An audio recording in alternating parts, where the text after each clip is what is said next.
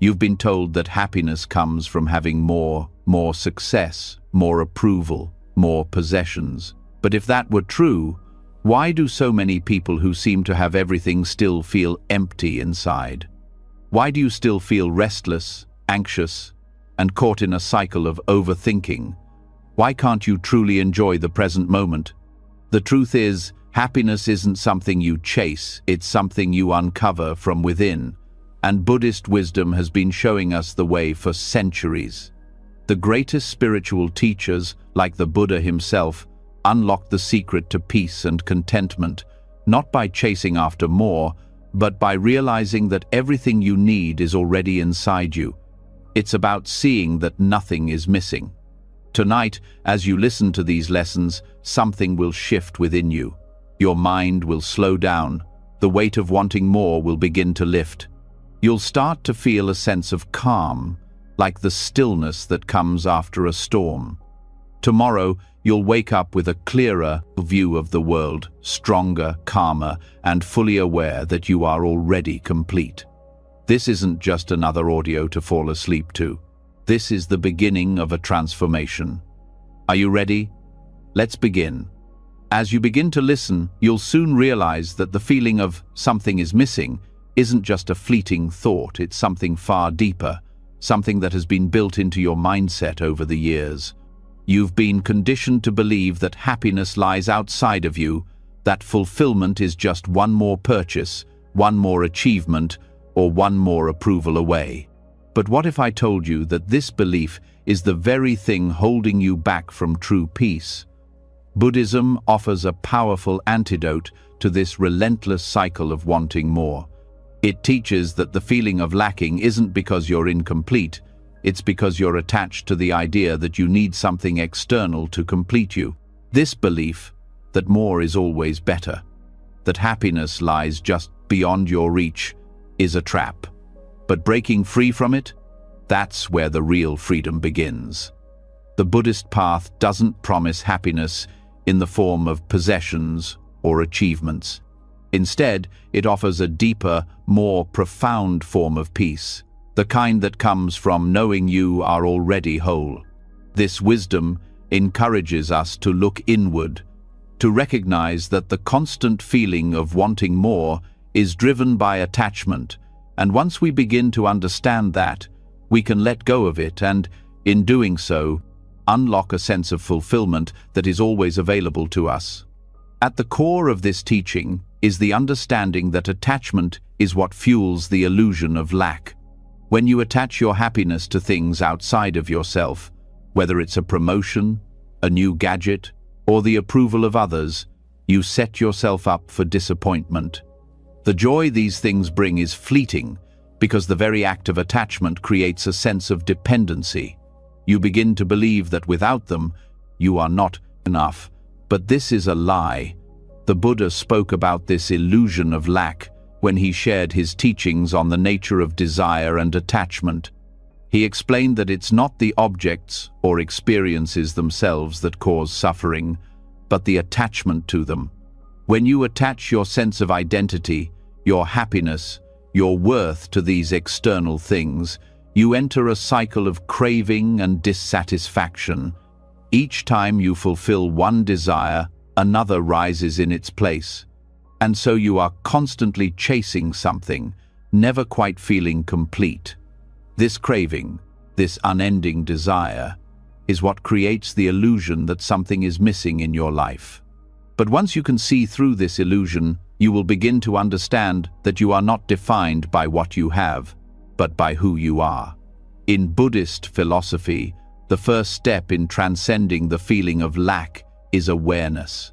Being aware of how attachment operates in your life is the key to understanding how it creates suffering.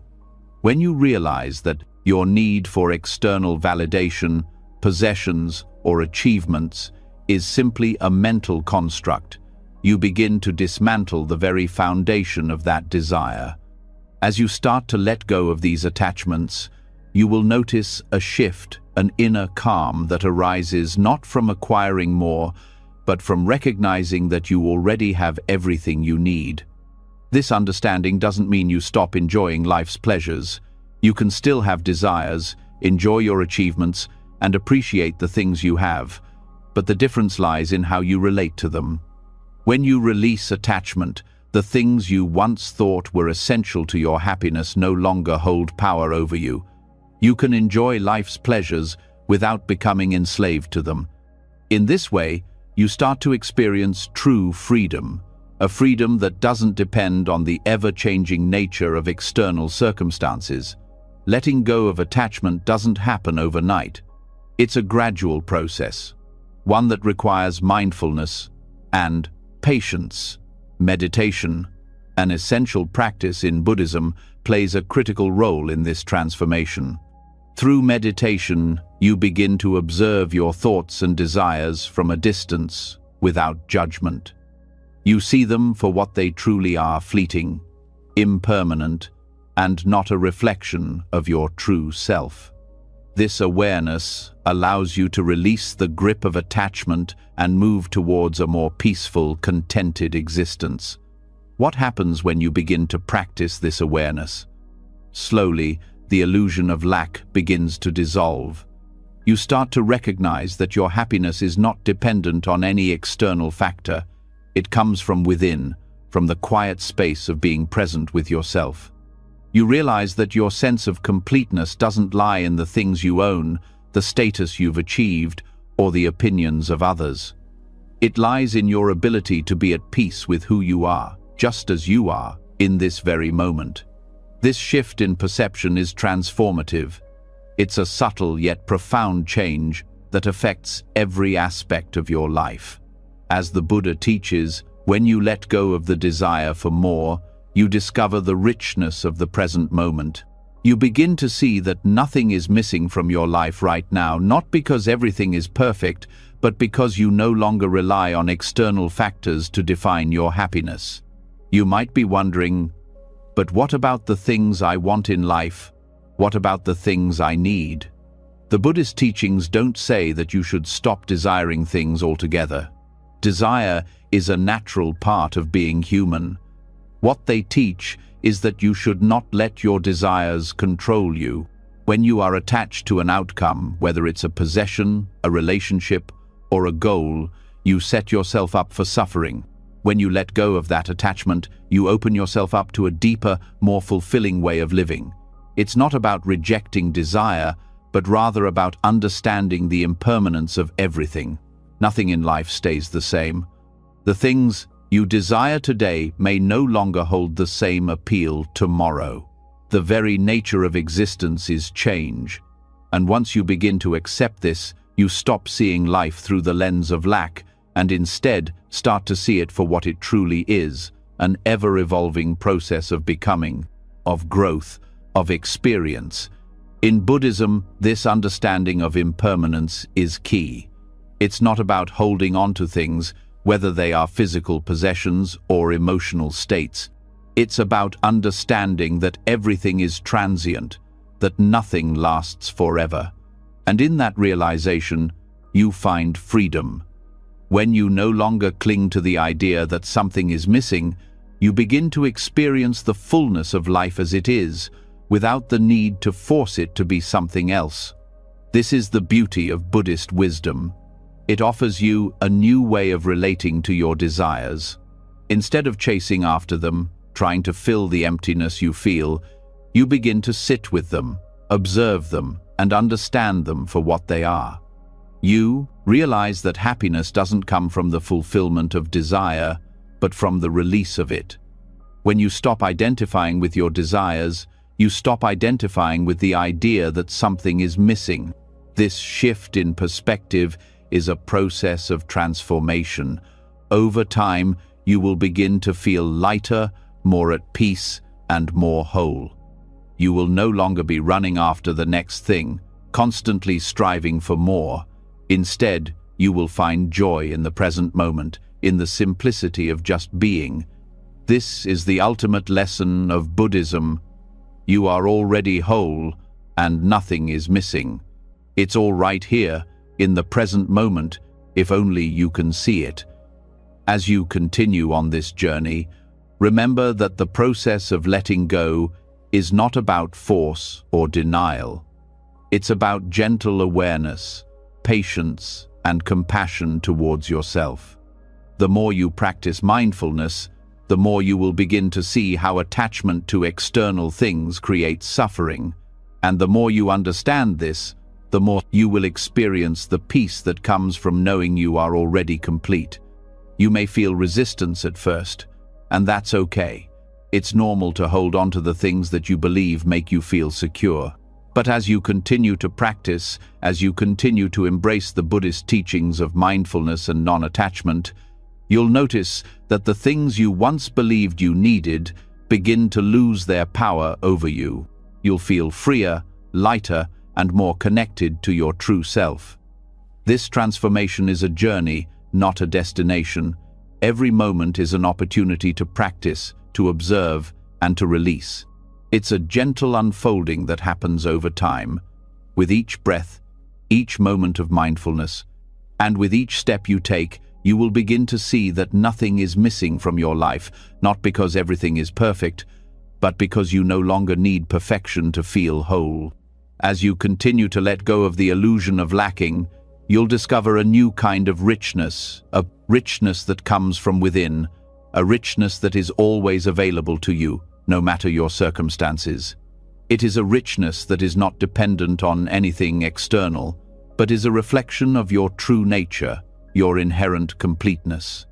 And in this realization, you will find the peace and happiness that you have been searching for all along. It was never outside of you. It was never something you needed to chase. It was always within you, just waiting for you to see it. Now that you know the secret, let it be your guiding light. With every step, you are moving closer to the truth that nothing is missing from your life. You are already whole. As you begin to grasp the truth that nothing is missing from your life, a new understanding starts to emerge. The illusion of lacking begins to fade, and with it comes a profound realization. The fullness you've been seeking was never out there. It has always been here, in the present moment. The mind, so often trapped in thoughts of what's next, what's missing, or what's to come, begins to settle into the simplicity of now. And in this moment, you find wholeness not as something you need to chase, but as something you simply need to be aware of. Present moment awareness isn't just a technique or a concept. It's the foundation of peace, the key that unlocks the door to your inner contentment. It's the gateway to experiencing life fully, without distraction or longing. When we live with mindfulness, fully aware of each breath, each step, each interaction, we dissolve the persistent feeling that something is always missing. And the beauty of it is that it doesn't require anything external, only your attention, your presence, and your willingness to be fully here. The truth is, most of us spend our lives either regretting the past or worrying about the future, never fully inhabiting the moment we're in. We're either caught up in memories or anxieties, often so lost in these mental spaces that we miss the richness of the present. The thoughts we entertain about what could have been or what might be often cloud our perception, making us feel disconnected from what is happening right now. In this mental fog, we lose touch with life's true essence, and with it, we lose our ability to feel complete. But this is where mindfulness comes in, reminding us to return to the here and now, to the only place where life truly exists. By focusing on the present moment, we reconnect with life itself. This is not just about being aware of the world around us, but about engaging deeply with it. The Buddhist teachings on mindfulness encourage us to immerse ourselves in each moment, to experience it without judgment or distraction. This practice frees us from the mental noise that tells us we are lacking, and in doing so, it allows us to experience life's fullness exactly as it is. The more we embrace this moment, the more we realize that there is nothing missing. The present moment is complete in itself. There's nothing else to seek, because right now we have everything we need. When we become fully present, we also become aware of the impermanence of everything. The fleeting nature of life is no longer something to fear or resist, but something to accept with open arms. Mindfulness teaches us to observe life as it unfolds without trying to hold on to it, without wishing it were different. This acceptance of impermanence is a profound lesson in letting go. It frees us from the need to control or cling to anything in our lives, allowing us to flow with the rhythms of life instead of against them. And in that flow, we find that there is no lack, because everything is constantly changing and everything is part of a larger whole. This awareness does more than just release us from the tension of wanting more. It helps us see the richness of each moment, whether it's the simplest experience of drinking a cup of tea or having a conversation with a friend. Every action, no matter how ordinary, holds a depth of meaning when we approach it with full attention. The beauty of mindfulness is that it doesn't require us to change anything about our lives. It simply asks us to engage more deeply with what is already present. And in that engagement, we find a deeper connection to ourselves, to others, and to the world around us. One of the most powerful aspects of mindfulness is that it teaches us to embrace life exactly as it is. So often, we resist what's happening in the present moment, wishing for things to be different, better, or more aligned with our expectations. But mindfulness shows us that by accepting the moment as it is, without judgment, without expectation, we open ourselves to the possibility of true peace. This peace doesn't come from external circumstances. It comes from within, from the quiet space of acceptance. The practice of mindfulness is simple but profound. It begins with small steps, bringing your attention to your breath, feeling the sensation of your feet on the ground, listening fully when someone speaks to you. With each of these moments of awareness, you deepen your connection to the present. You stop living in the future and you stop living in the past. You begin to live in the only place that exists, now, and in this moment, you are complete.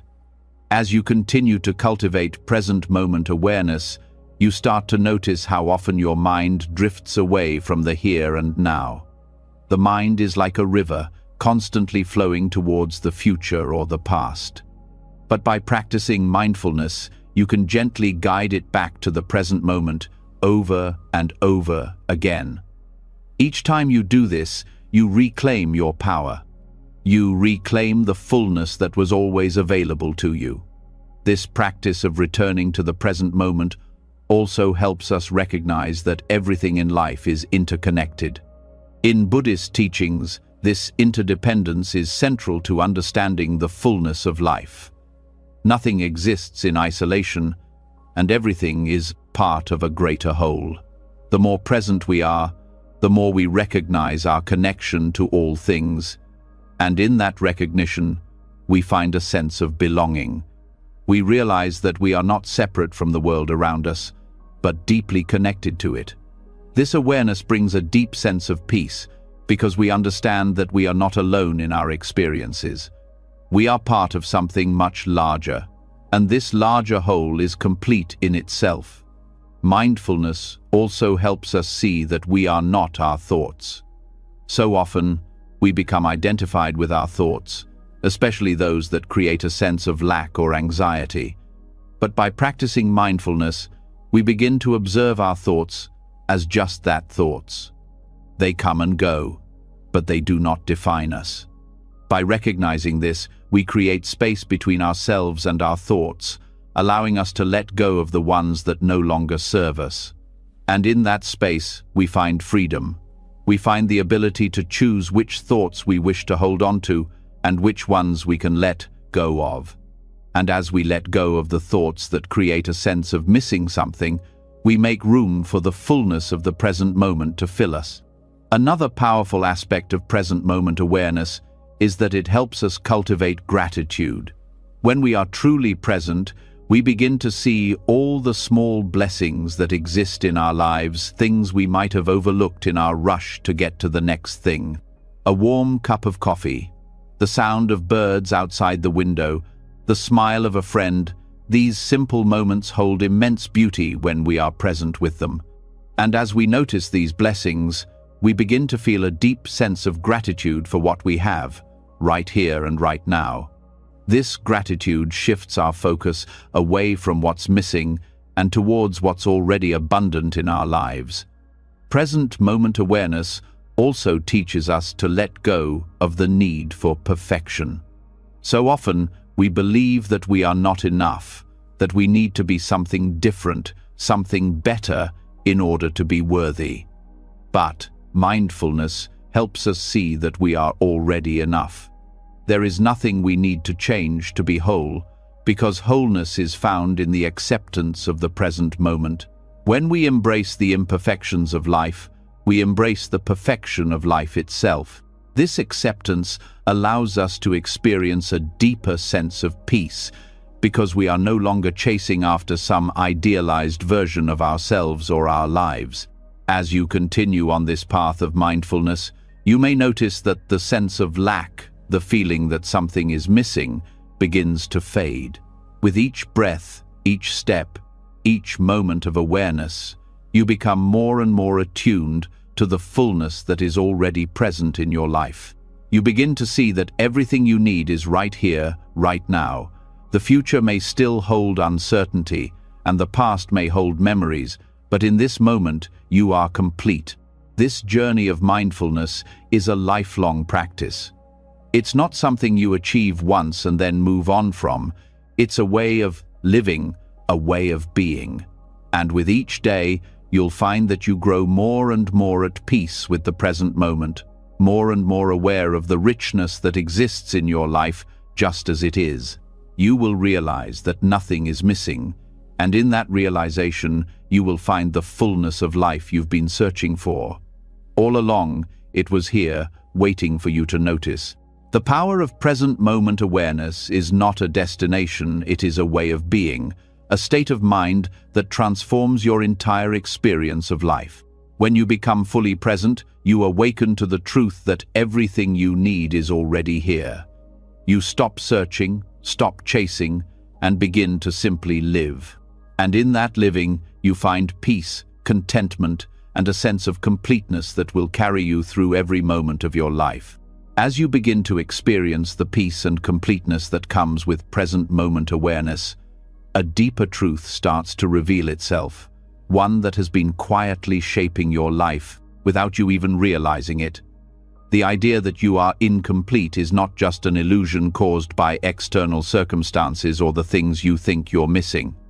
It is also deeply tied to the ego, that part of you that constantly seeks validation, perfection, and control.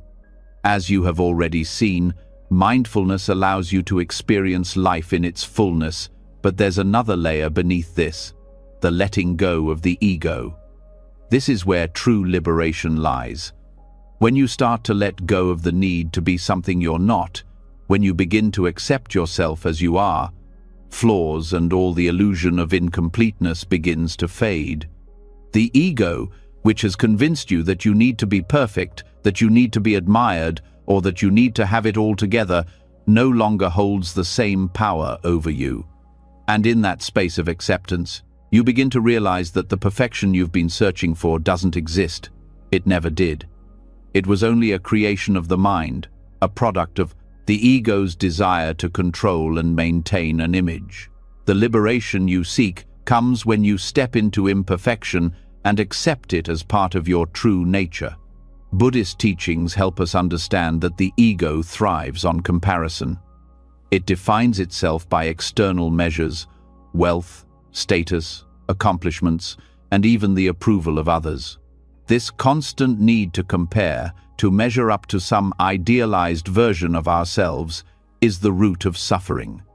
The ego keeps you in a cycle of seeking approval and validation because it feels incomplete without it. But when you start to see this pattern, when you recognize that the ego is not your true self, you begin to experience freedom. The liberation you seek is not in changing yourself to fit some mold, but in accepting your true nature, your imperfections, and letting go of the false identity the ego has built for you.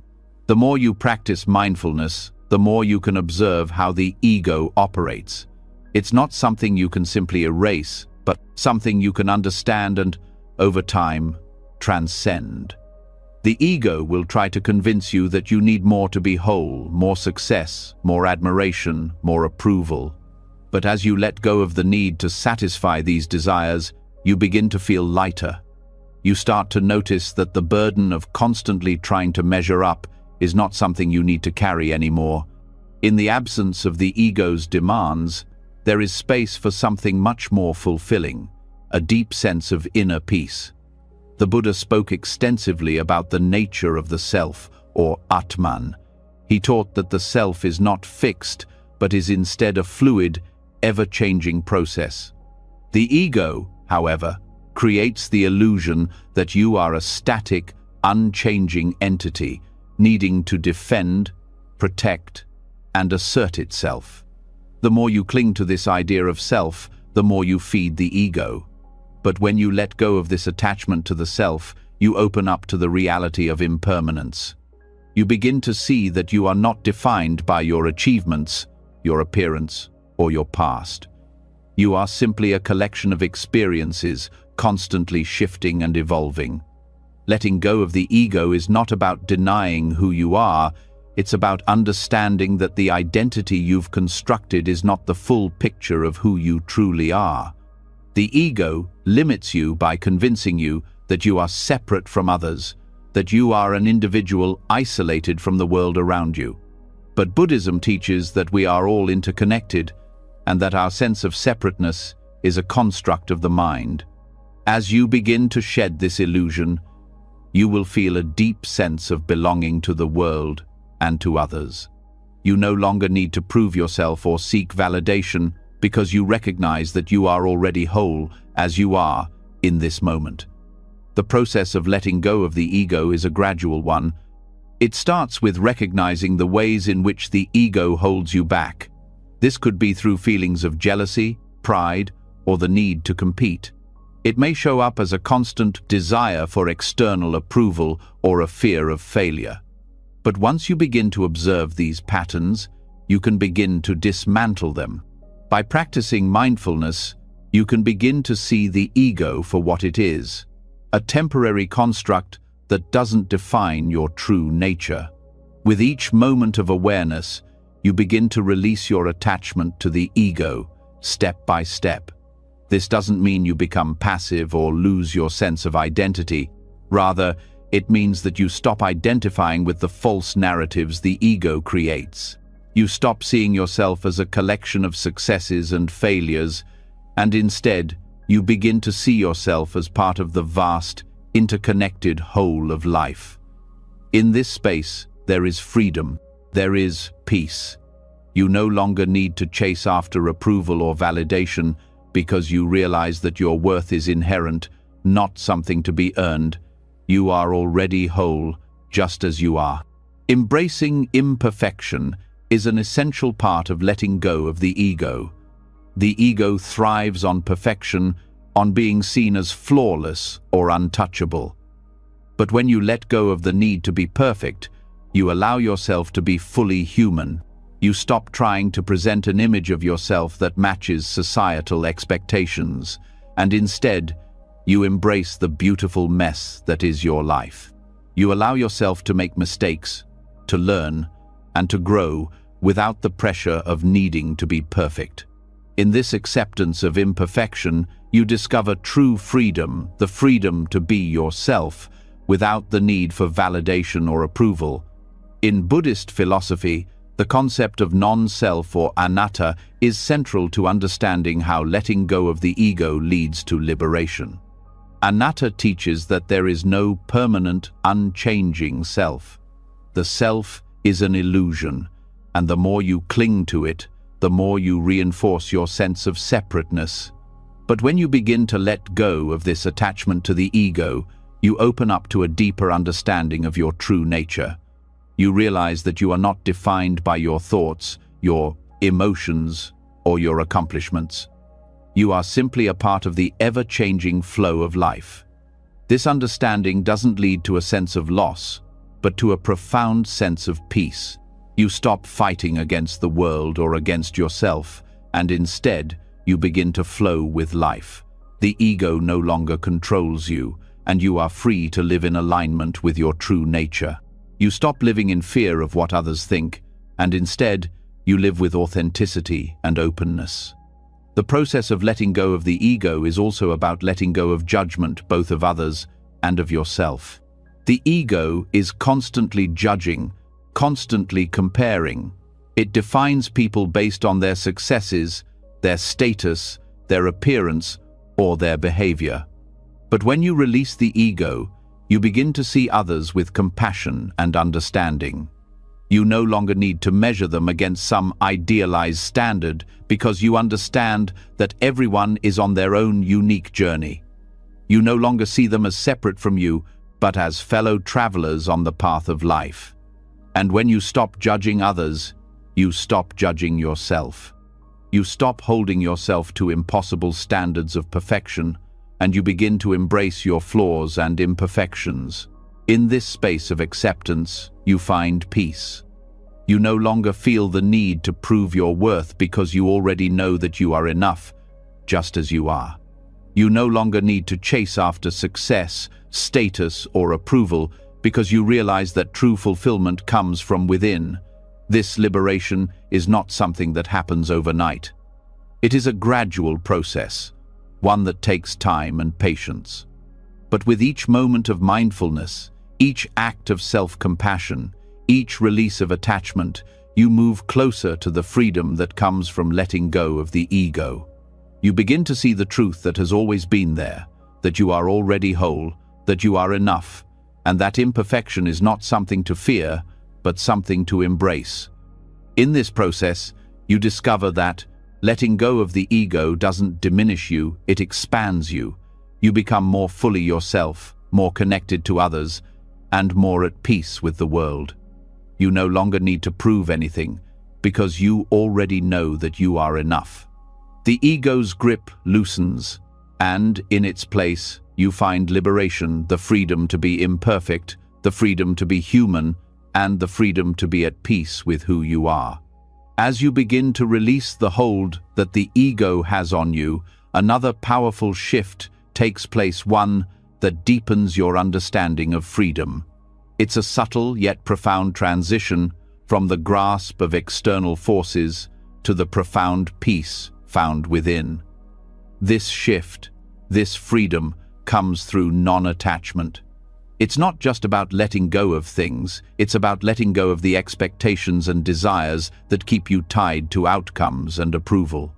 When you free yourself from attachment, you no longer seek validation from the world around you. Instead, you find a deep sense of fulfillment that exists entirely within. The freedom of non-attachment doesn't mean abandoning your desires or your goals. It doesn't mean you stop caring about your loved ones, your work, or your aspirations. Instead, it means releasing the need to cling to them, the need to have them in order to feel whole. It means you can pursue your dreams, love deeply, and engage fully in life, but without the desperation that comes from believing that your happiness depends on achieving these things. Non-attachment teaches you to approach life with openness, to love without holding on, and to experience the world without trying to control it. When you are attached to outcomes, whether they are big or small, you are setting yourself up for a cycle of frustration and disappointment. Why? Because life, by its very nature, is unpredictable. The things we desire, the people we depend on, the circumstances we hope for, none of these are guaranteed.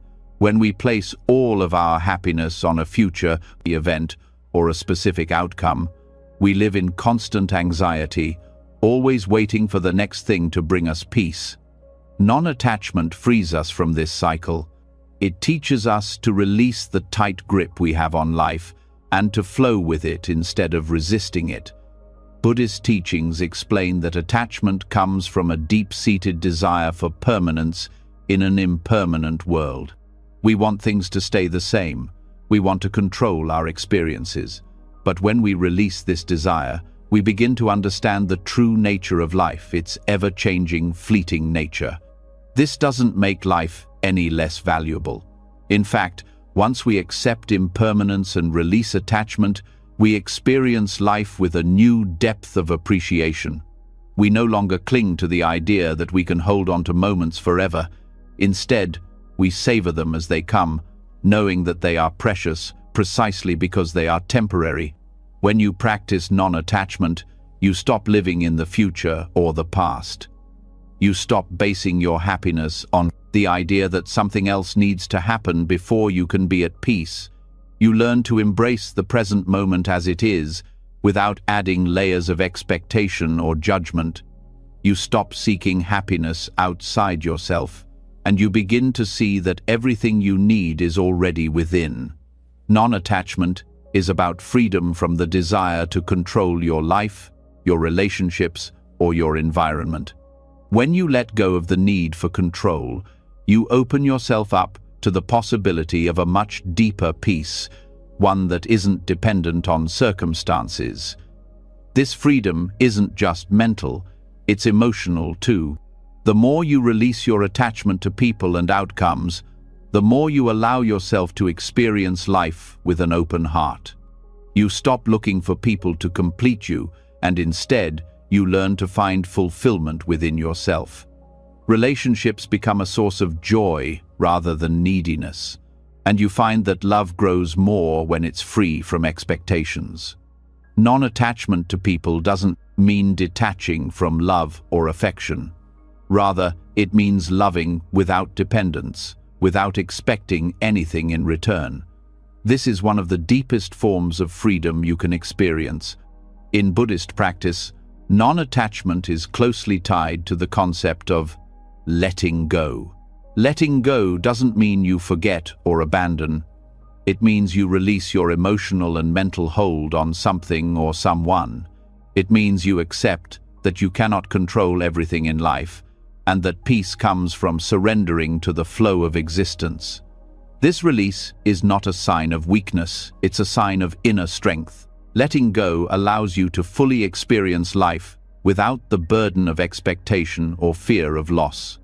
And, in that space, you discover that everything you need to be complete is already inside you. When you begin to let go of attachment, you notice something remarkable happens. The pressure to be or do something specific diminishes. You no longer feel the weight of needing to prove yourself. You stop measuring your worth against external standards. Instead, you find a deep sense of fulfillment in simply being. This doesn't mean you stop striving or working toward your goals, but the energy with which you approach life shifts. You no longer act out of desperation or fear of not measuring up. You act out of a place of calm and inner security, knowing that your worth isn't determined by any outcome. This freedom from attachment also transforms how you deal with failure or disappointment. Instead of viewing these experiences as devastating setbacks, you see them as opportunities for growth. Non-attachment helps you navigate life's challenges with resilience. You understand that failure is not the end of the road, but rather a natural part of the process. When you're no longer attached to a specific outcome, you're able to embrace life's unpredictability and trust that everything is unfolding exactly as it should. One of the most profound ways non-attachment impacts our lives is in how we relate to our own desires. Often, we are driven by a need to fulfill our desires, to accumulate more, to reach higher, to prove something. But non-attachment teaches us to examine our desires, to question whether they are truly aligned with our highest good or whether they are simply distractions, feeding into the ego's need for validation. When we let go of the attachment to external desires, we create space for a deeper, more authentic sense of fulfillment, one that is not dictated by society's standards or by our ego's demands. In this way, we begin to live in harmony with ourselves, free from the constant pressure of needing more. The beauty of non-attachment is that it doesn't require you to let go of your passions, your dreams, or your ambitions. It simply asks you to let go of the need to control how these things unfold. It's about releasing the emotional and mental grip on the future, the need to make things happen in a particular way, and trusting in the natural unfolding of life. Non-attachment allows you to move through life with an open heart, embracing what comes without fear, without resistance. You still strive, but you do so with a sense of ease, knowing that the process is just as important as the outcome. When you let go of the attachment to outcomes, you create room for joy in the process itself. You stop rushing toward the next thing, and instead, you savor the journey.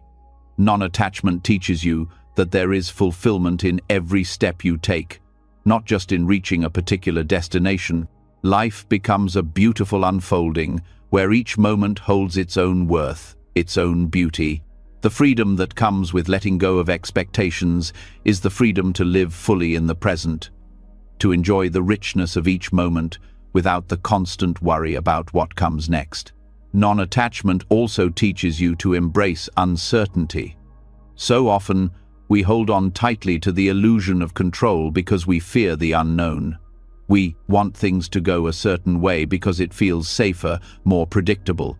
But when you let go of attachment, you also let go of the need to control the future. You open yourself to the unknown, trusting that life will unfold as it is meant to. This acceptance of uncertainty is one of the most liberating aspects of non-attachment. It frees you from the anxiety of needing things to be a certain way and opens you up to the endless possibilities that life has to offer. At its core, non-attachment is about understanding that happiness is not dependent on anything outside of yourself. It's not about the things you have, the people around you, or the achievements you accumulate. It's about the peace that comes from within, from knowing that you are already complete, already whole. Non-attachment is not a rejection of the world. It's a deeper engagement with it, free from the need for control. It's about living fully in each moment, without the fear of loss or the need for more. As you continue to practice non-attachment, you begin to experience a profound shift in how you live your life. You start to feel more grounded, more at peace, and more connected to your true self. You stop seeking fulfillment outside of yourself, and instead, you begin to realize that everything you need is already within you. This is the true freedom that non-attachment offers. The freedom to be fully yourself, to live without fear or expectation, and to experience life as it is, without the burden of attachment to outcomes. As you begin to experience the profound freedom that comes from letting go of attachments, a new possibility emerges. You start to realize that contentment doesn't come from acquiring more, from reaching a new milestone, or from meeting external expectations. Contentment is not something you stumble upon by chance. It is a practice, a way of being that grows within. It is not a fleeting emotion that arises from external circumstances, but a deep, abiding satisfaction that comes from within, regardless of what's happening around you. This is the essence of true peace, the understanding that joy and contentment are cultivated from within, and they are always available to you when you choose to embrace them. Contentment, as seen through the lens of Buddhist teachings, is not about complacency or resignation.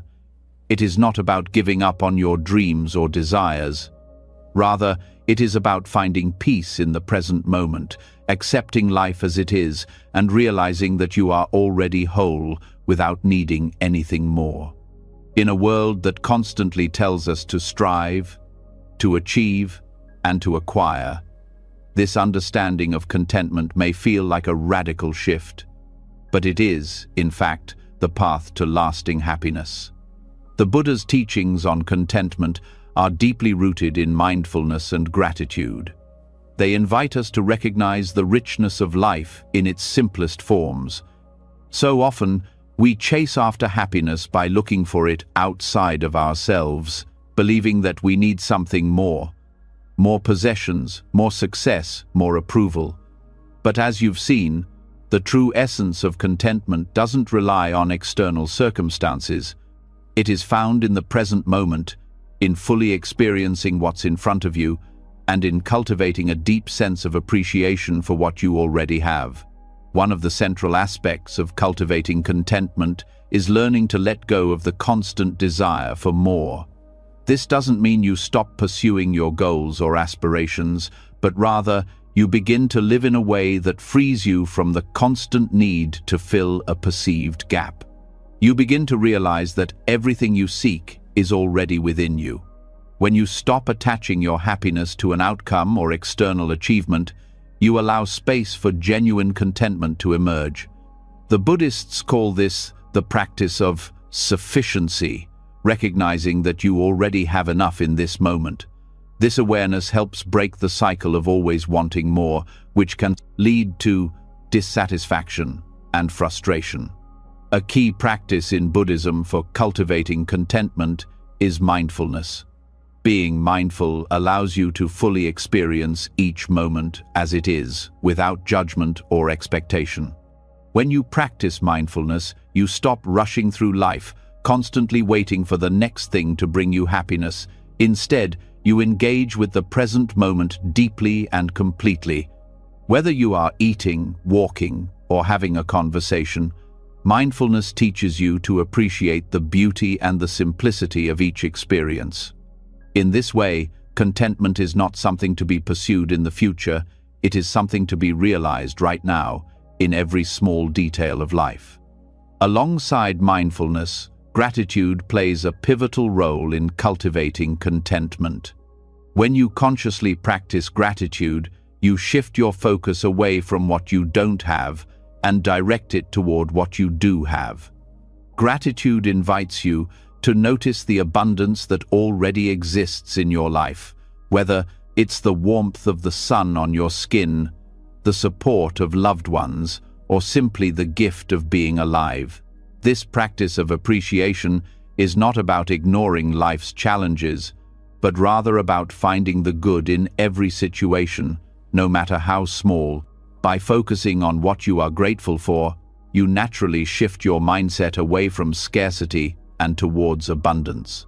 And in this shift, contentment naturally arises. Contentment also involves a deep acceptance of what is, rather than a constant desire for things to be different.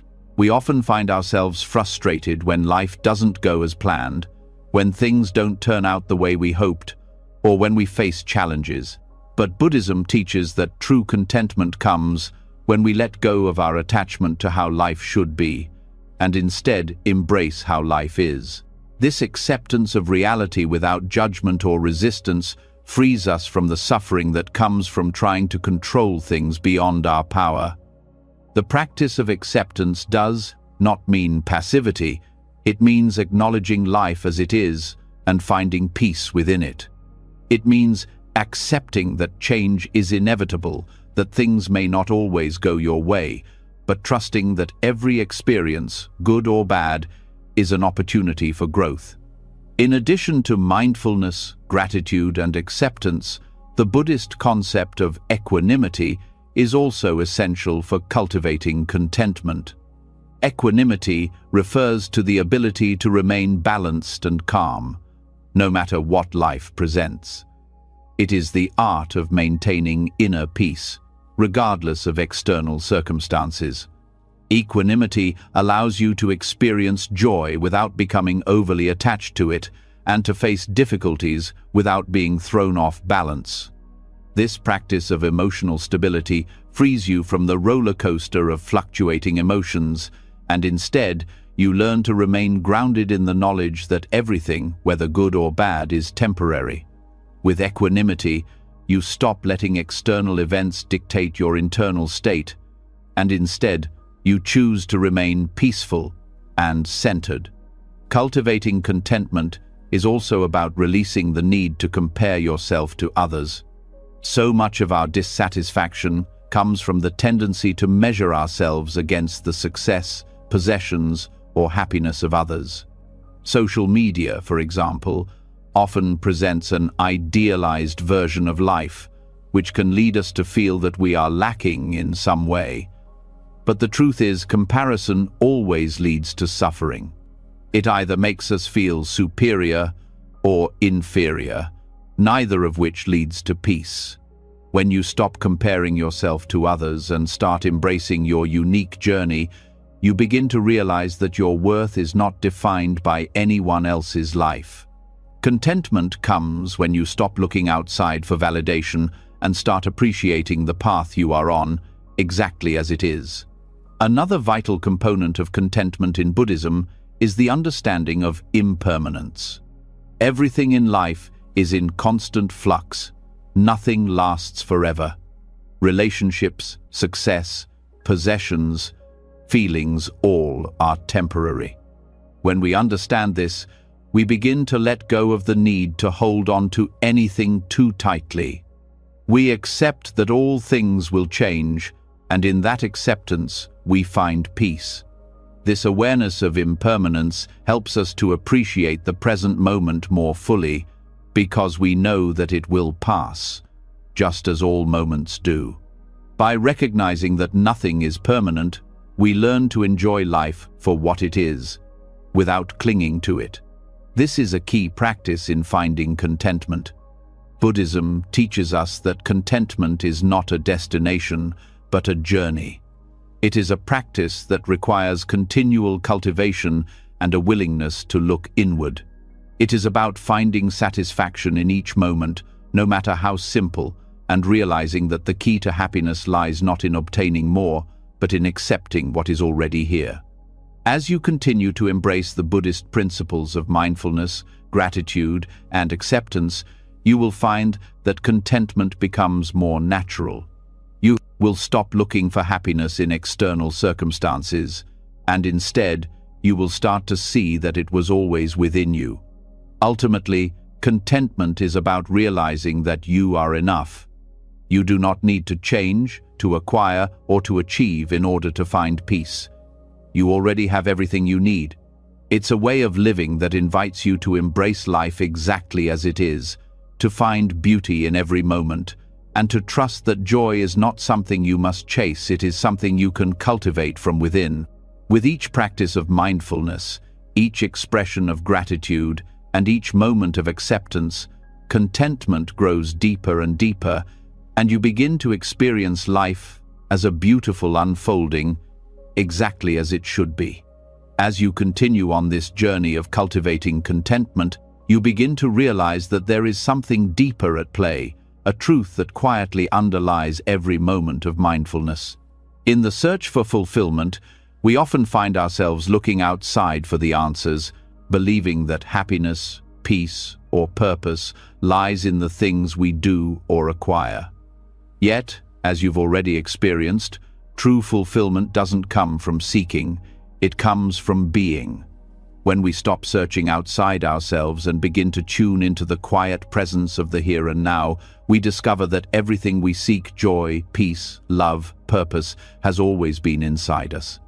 This shift, from a life of seeking to a life of being, is the mindful path to fulfillment. The key to understanding this transformation lies in the practice of mindfulness. At its core, mindfulness is the art of being fully present in the moment. It is the ability to experience life as it unfolds, without the constant distraction of the past or future. This practice teaches us to stop chasing after external sources of happiness or fulfillment, and instead recognize that everything we need is already within us. The more we engage with life in this way, the more we uncover a deep sense of contentment, wholeness that is independent of our circumstances. The life of seeking is one that constantly strives for more.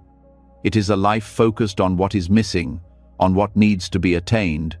We spend our time pursuing success, approval, possessions, and experiences, hoping that each new achievement will finally bring us the fulfillment we desire. Yet, even when we get what we want, the satisfaction is often short-lived, and we find ourselves searching again. The cycle continues, seeking, attaining, and then seeking once more until we are exhausted, never fully satisfied. This endless chase keeps us stuck in a pattern of dissatisfaction because the truth is, no external thing can provide lasting fulfillment. But mindfulness offers a different path. It teaches us that fulfillment is not something to be obtained. Instead, it is something to be realized. When we practice mindfulness, we begin to connect with the present moment, with ourselves, and with the world around us. In that connection, we begin to feel a sense of wholeness that doesn't depend on anything external. We realize that everything we are seeking is already inside of us, waiting to be discovered.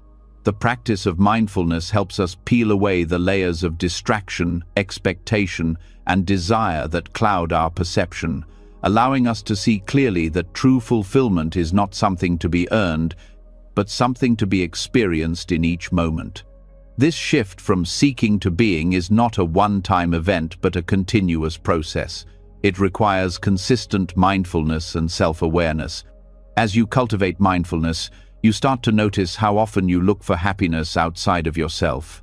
You begin to see the moments when you're chasing after approval, success, or possessions, and you become aware of how these external pursuits often leave you feeling empty. But with mindfulness, you also begin to realize that the pursuit itself is not the problem. It's the belief that fulfillment can only come through achieving these things. When you stop attaching your happiness to external results, you open yourself up to the possibility that true fulfillment comes from within, and you start to feel it in the very fabric of your being.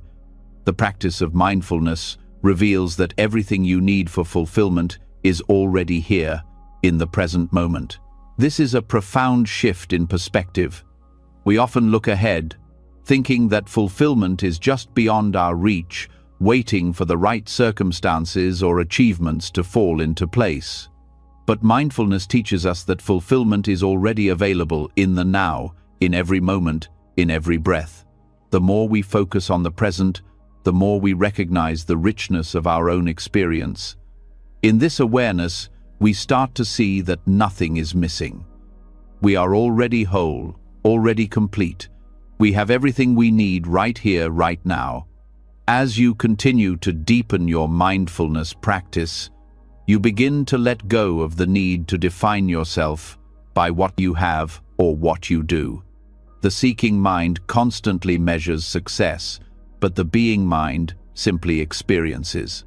This transformation from doing to being allows you to experience life in a new way, free from judgment, free from the need for validation, and free from the fear of missing out.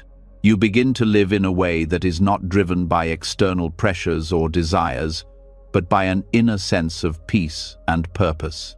This is not to say that you no longer have goals or aspirations, but rather that your sense of fulfillment is no longer tied to achieving them. You can pursue your passions and dreams, but you do so from a place of wholeness, not from the need to complete yourself.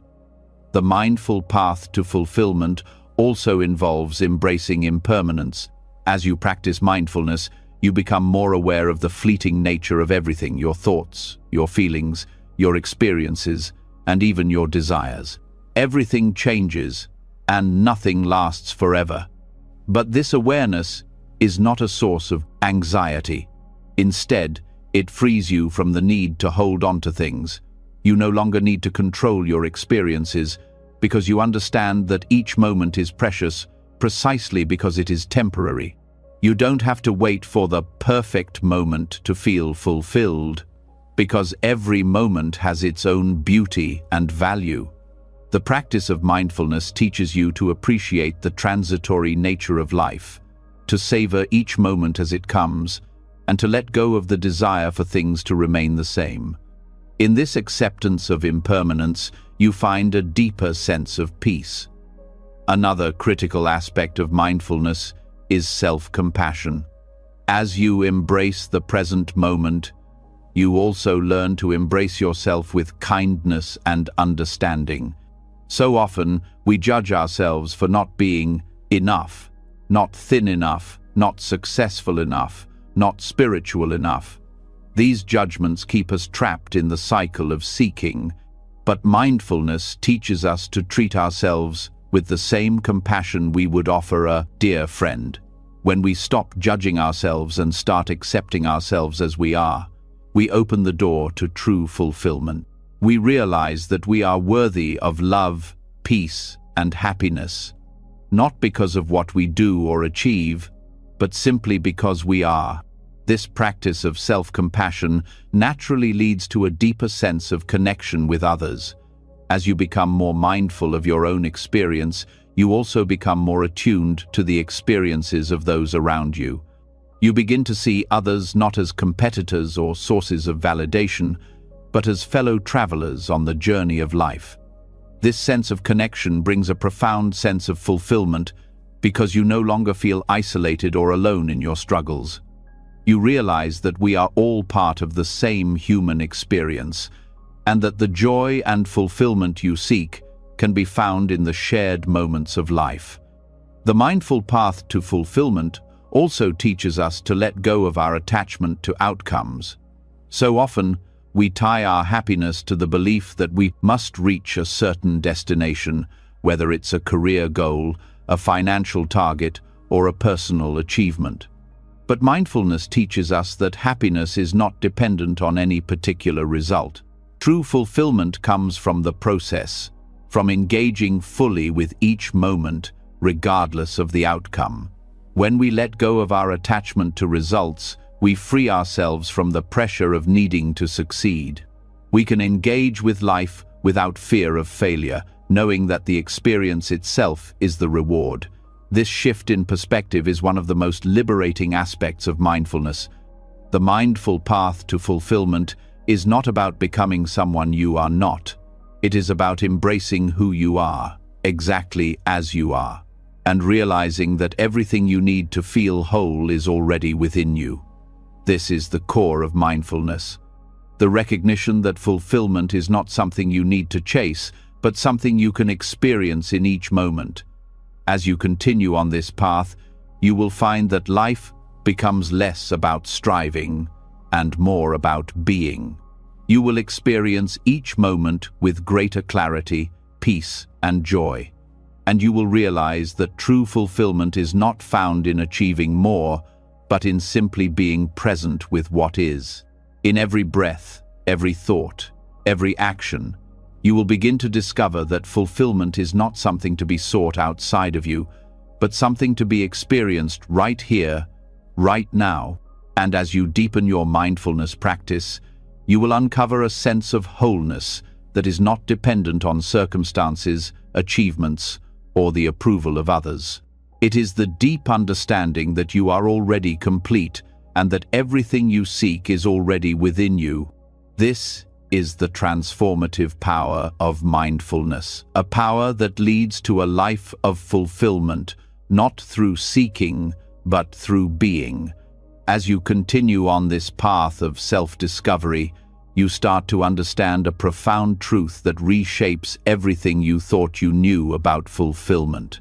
So far, you've learned that happiness doesn't come from external achievements or possessions, but rather from within, from embracing the present moment and cultivating mindfulness. Now, there's an even deeper layer to explore, one that reveals how everything you need for a truly fulfilling life is already right here, in your relationships, in your surroundings, in the very fabric of your existence. This truth is rooted in the Buddhist teaching of interdependence, the understanding that everything in the universe is interconnected, and that our happiness and fulfillment arise from this vast web of relationships. The concept of interdependence is at the heart of Buddhist philosophy. It suggests that nothing exists in isolation. Everything, our thoughts, actions, emotions, and even the world around us, is connected in ways we may not always see, but are always felt. This interconnectedness means that we are never truly separate from the world we inhabit. Each moment, each person, and every experience is part of the larger whole that contributes to our sense of fulfillment. When you begin to realize this, you understand that the sense of lacking, the feeling that you are incomplete, is based on the illusion of separation. The truth is, you are not alone in your journey. You are deeply connected to everything around you. This realization of interdependence doesn't just change how you view the world, it changes how you experience it. When you see that everything is connected, you begin to appreciate the small things you once took for granted. You notice how your actions, however small, impact the world around you. You see how your relationships, your environment, and even the people you meet in passing are part of the greater network of life that supports and nourishes you. It is through these connections that fulfillment becomes possible. You are not alone in seeking happiness. It is embedded in the very structure of existence itself. Buddhism teaches that when we understand interdependence, we begin to see that all things are in constant flow. We are not static beings, but part of a dynamic, interconnected web. The things we need, love, support, growth, peace, are not separate from us, but present in the world around us, waiting to be noticed and embraced. Everything we need to feel fulfilled is already here, embedded in our relationships, our environment, and the world itself. Fulfillment is not something we need to chase, it's something we need to recognize in the connections we already have. One of the most powerful aspects of interdependence is that it frees us from the idea of self-sufficiency. The modern world often encourages us to believe that we must be independent, that we must do everything on our own to succeed or be fulfilled. This belief leads to isolation and exhaustion. But the Buddhist view of interdependence teaches us that we are not meant to do everything by ourselves. We are meant to live in relationship with others, to support and be supported, to give and receive in a natural, balanced flow. The more we recognize this interconnectedness, the more we realize that true fulfillment comes not from self-reliance, but from embracing the support and connection that life offers us. This interdependence doesn't just apply to our relationships with others, it extends to everything around us, the natural world, the things we use in our daily lives, and even the thoughts and emotions we experience. Everything is part of the same vast web of existence, and our happiness is nourished by the relationships we have with all things. When we recognize that we are not separate from the world, we begin to see how everything we need is already present. The earth provides for us, the people around us offer us companionship and wisdom, and our own minds and hearts hold the potential for growth and transformation. Understanding interdependence also leads us to a more compassionate and mindful way of living. When you realize that everything is connected, you begin to treat others with more care and respect. You understand that the actions of one person affect the whole, and that your own actions have a ripple effect that reaches far beyond your immediate surroundings. You no longer see others as separate from yourself, but as part of the same interconnected web. This understanding naturally leads to greater empathy, kindness, and a desire to contribute positively to the world around you. In practical terms, recognizing interdependence shifts your perspective on how you engage with life. Instead of viewing fulfillment as something you must achieve on your own, you begin to see it as something that arises naturally from your interactions with the world. The people in your life, the experiences you encounter, and even the simple moments of daily life are all opportunities to connect and find fulfillment. You no longer need to chase after external markers of success because you begin to see that fulfillment is found in the connections you nurture, the care you give, and the moments of presence you share. This shift in perspective is profound. It changes how you approach your relationships, your work, and your life's purpose. When you recognize the interconnectedness of all things, you begin to see that every moment is an opportunity for fulfillment.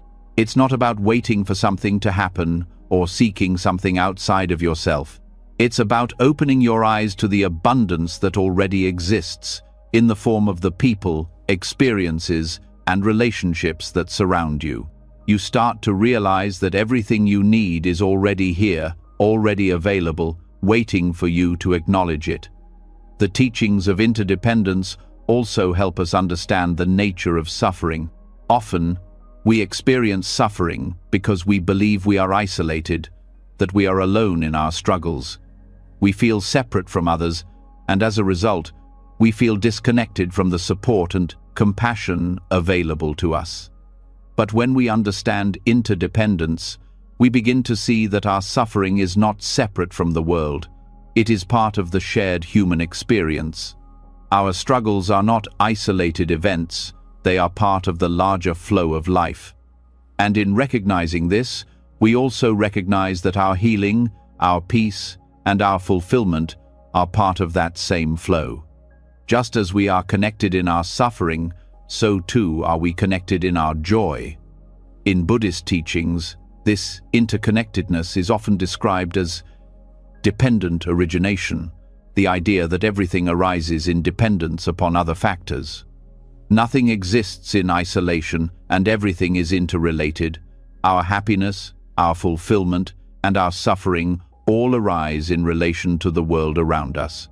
When we realize this, we stop seeing ourselves as separate entities struggling to survive. We begin to see ourselves as part of the vast, interwoven fabric of existence.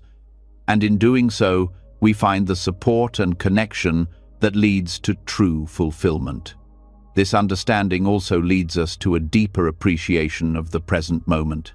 When you realize that everything is interconnected, you begin to see how every experience, no matter how small, is a part of a larger whole. Each moment is not isolated. It is part of a continuous flow of cause and effect. The more present you are, the more you can see the interconnectedness of all things, and the more you begin to appreciate the richness of life as it unfolds.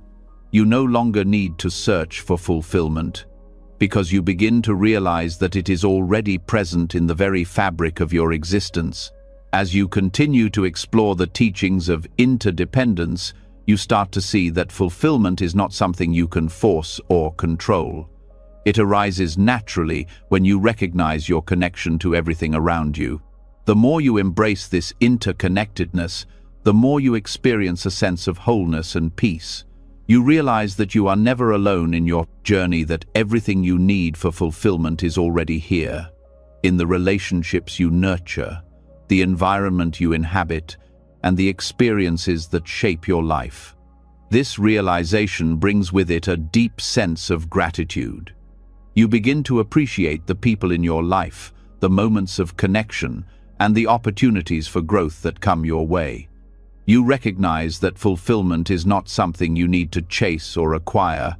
It is something that naturally arises from the web of connections that make up your life. When you live with this awareness, every moment becomes an opportunity for fulfillment.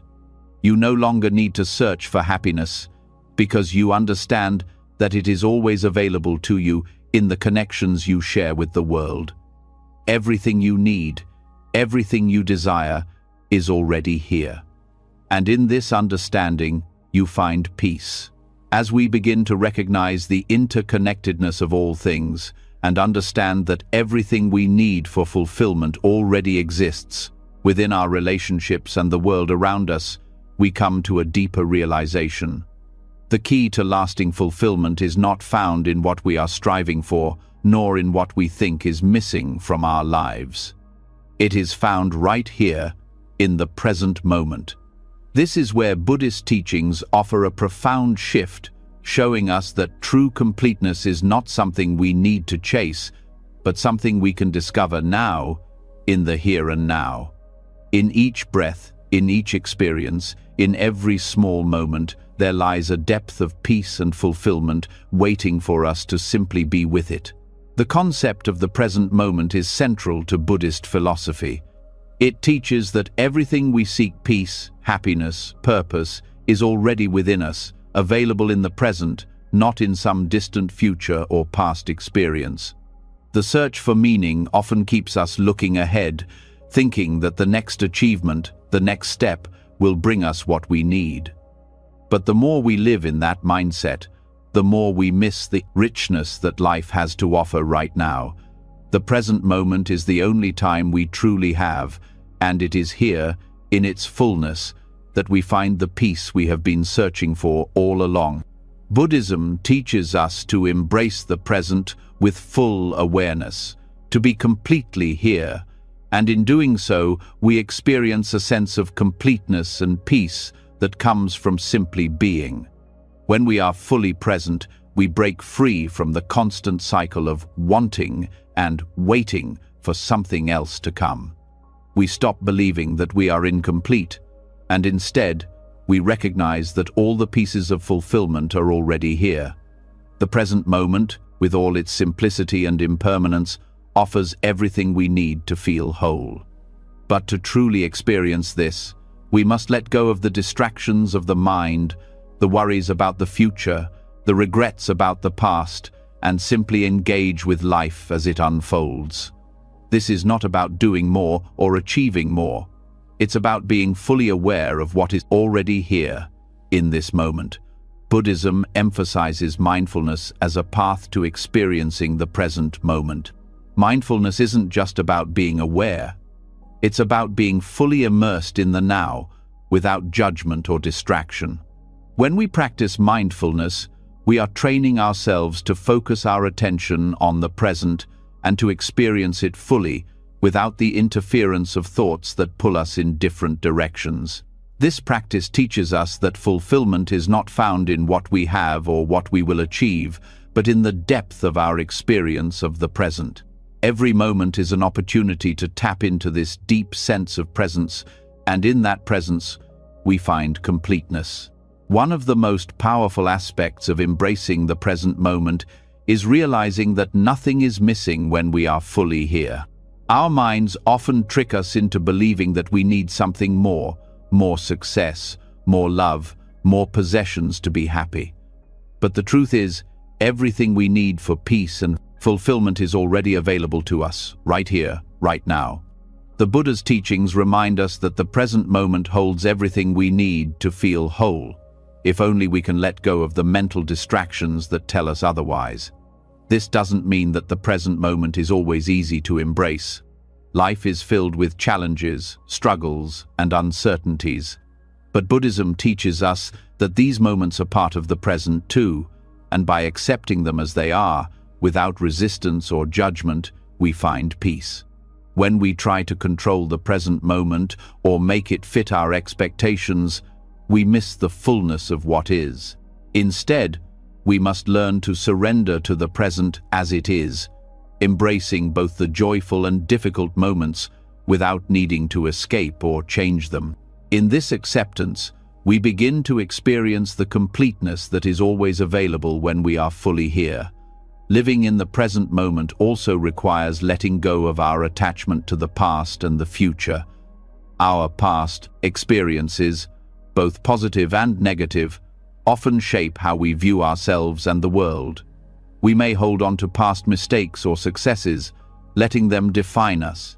Similarly, we often live in the future, constantly planning, worrying, or hoping for something better. But both the past and future are illusions. They are not real in the way that the present moment is. By releasing our attachment to what was and what could be, we open ourselves to the richness of the now. The present moment is where life is happening. It is where we can find peace, connection, and fulfillment, but only if we are willing to be present with it. This practice of being fully present also helps us cultivate a sense of gratitude. When we are mindful, we begin to notice the small things that we often overlook: the warmth of the sun, the sound of a bird singing, the comfort of a kind word. These simple experiences are full of beauty and richness, but we often miss them because our minds are preoccupied with the past or the future. When we embrace the present, we begin to see the abundance of life as it is, and this recognition naturally brings us a sense of gratitude. We begin to appreciate the moments that make up our lives, and in that appreciation, we find fulfillment. Living fully in the present also teaches us to embrace impermanence. One of the core teachings of Buddhism is the idea that everything is transient, nothing lasts forever. This truth is often unsettling as we desire stability and permanence. But when we truly accept impermanence, we begin to see the beauty in change. Every moment is unique, and in its fleeting nature, it becomes even more precious. When we embrace impermanence, we stop holding on to things, trying to make them last, and instead, we learn to experience them fully while they are here. This acceptance of the transient nature of life allows us to find peace in the present, knowing that everything, whether joyful or painful, is part of the flow of life. This understanding of impermanence also frees us from the fear of loss. We often fear losing things, people, experiences, even our own youth. But when we embrace impermanence, we realize that loss is simply part of the natural flow of life. We don't need to hold on to things in order to feel secure or fulfilled, because the present moment, in its impermanence, is always offering us something new. By letting go of our attachment to what we think we need, we open ourselves up to the richness of the now, fully experiencing whatever it brings. The present moment also teaches us to be more compassionate toward ourselves and others. When we are truly present, we are no longer caught up in the judgments of the past or the anxieties about the future. We begin to see others and ourselves as we truly are, without the filters of comparison, expectation, or regret. This clarity allows us to respond to ourselves and others with greater kindness and understanding. Compassion grows naturally when we live in the present, because we are no longer distracted by the stories we tell ourselves about who we should be or who others should be. We see life as it is, and in that seeing, we are more able to extend love and kindness to ourselves and those around us. Being present also means accepting ourselves as we are, without needing to change or become something else. So often, we feel inadequate, like we are not enough, and we think that happiness will come once we change. But when we are fully present, we realize that we are already enough. In each moment, in each breath, we are complete. This acceptance of ourselves and of life as it is, in its imperfect beauty, brings a profound sense of peace. We no longer feel the need to fix or change anything. We simply experience life as it is, with all its beauty and complexity. True fulfillment comes from embracing the present moment fully. It is not something we need to chase or achieve, but something that we can realize right here, right now. When we stop looking outside of ourselves for what we think is missing, we begin to see that everything we need is already here. The present moment is the only moment we truly have, and in it we find the peace and fulfillment that we have been seeking all along. This understanding is a transformative shift, one that allows us to live with greater clarity, joy, and peace, simply by being fully present in each moment. As you deepen your understanding of the present moment and embrace the fullness of life as it is, another essential realization begins to take shape, one that challenges our usual perception of what is missing. It's a realization rooted in the Buddhist concept of impermanence, the understanding that everything changes, that nothing stays the same, and that nothing is ever truly lost. In our world, we often perceive change as a loss. When something is gone, we feel as though we are left with less. But in reality, change is not a loss. It is the very essence of life. It is the flow of life, offering us continuous opportunities for growth, renewal, and transformation.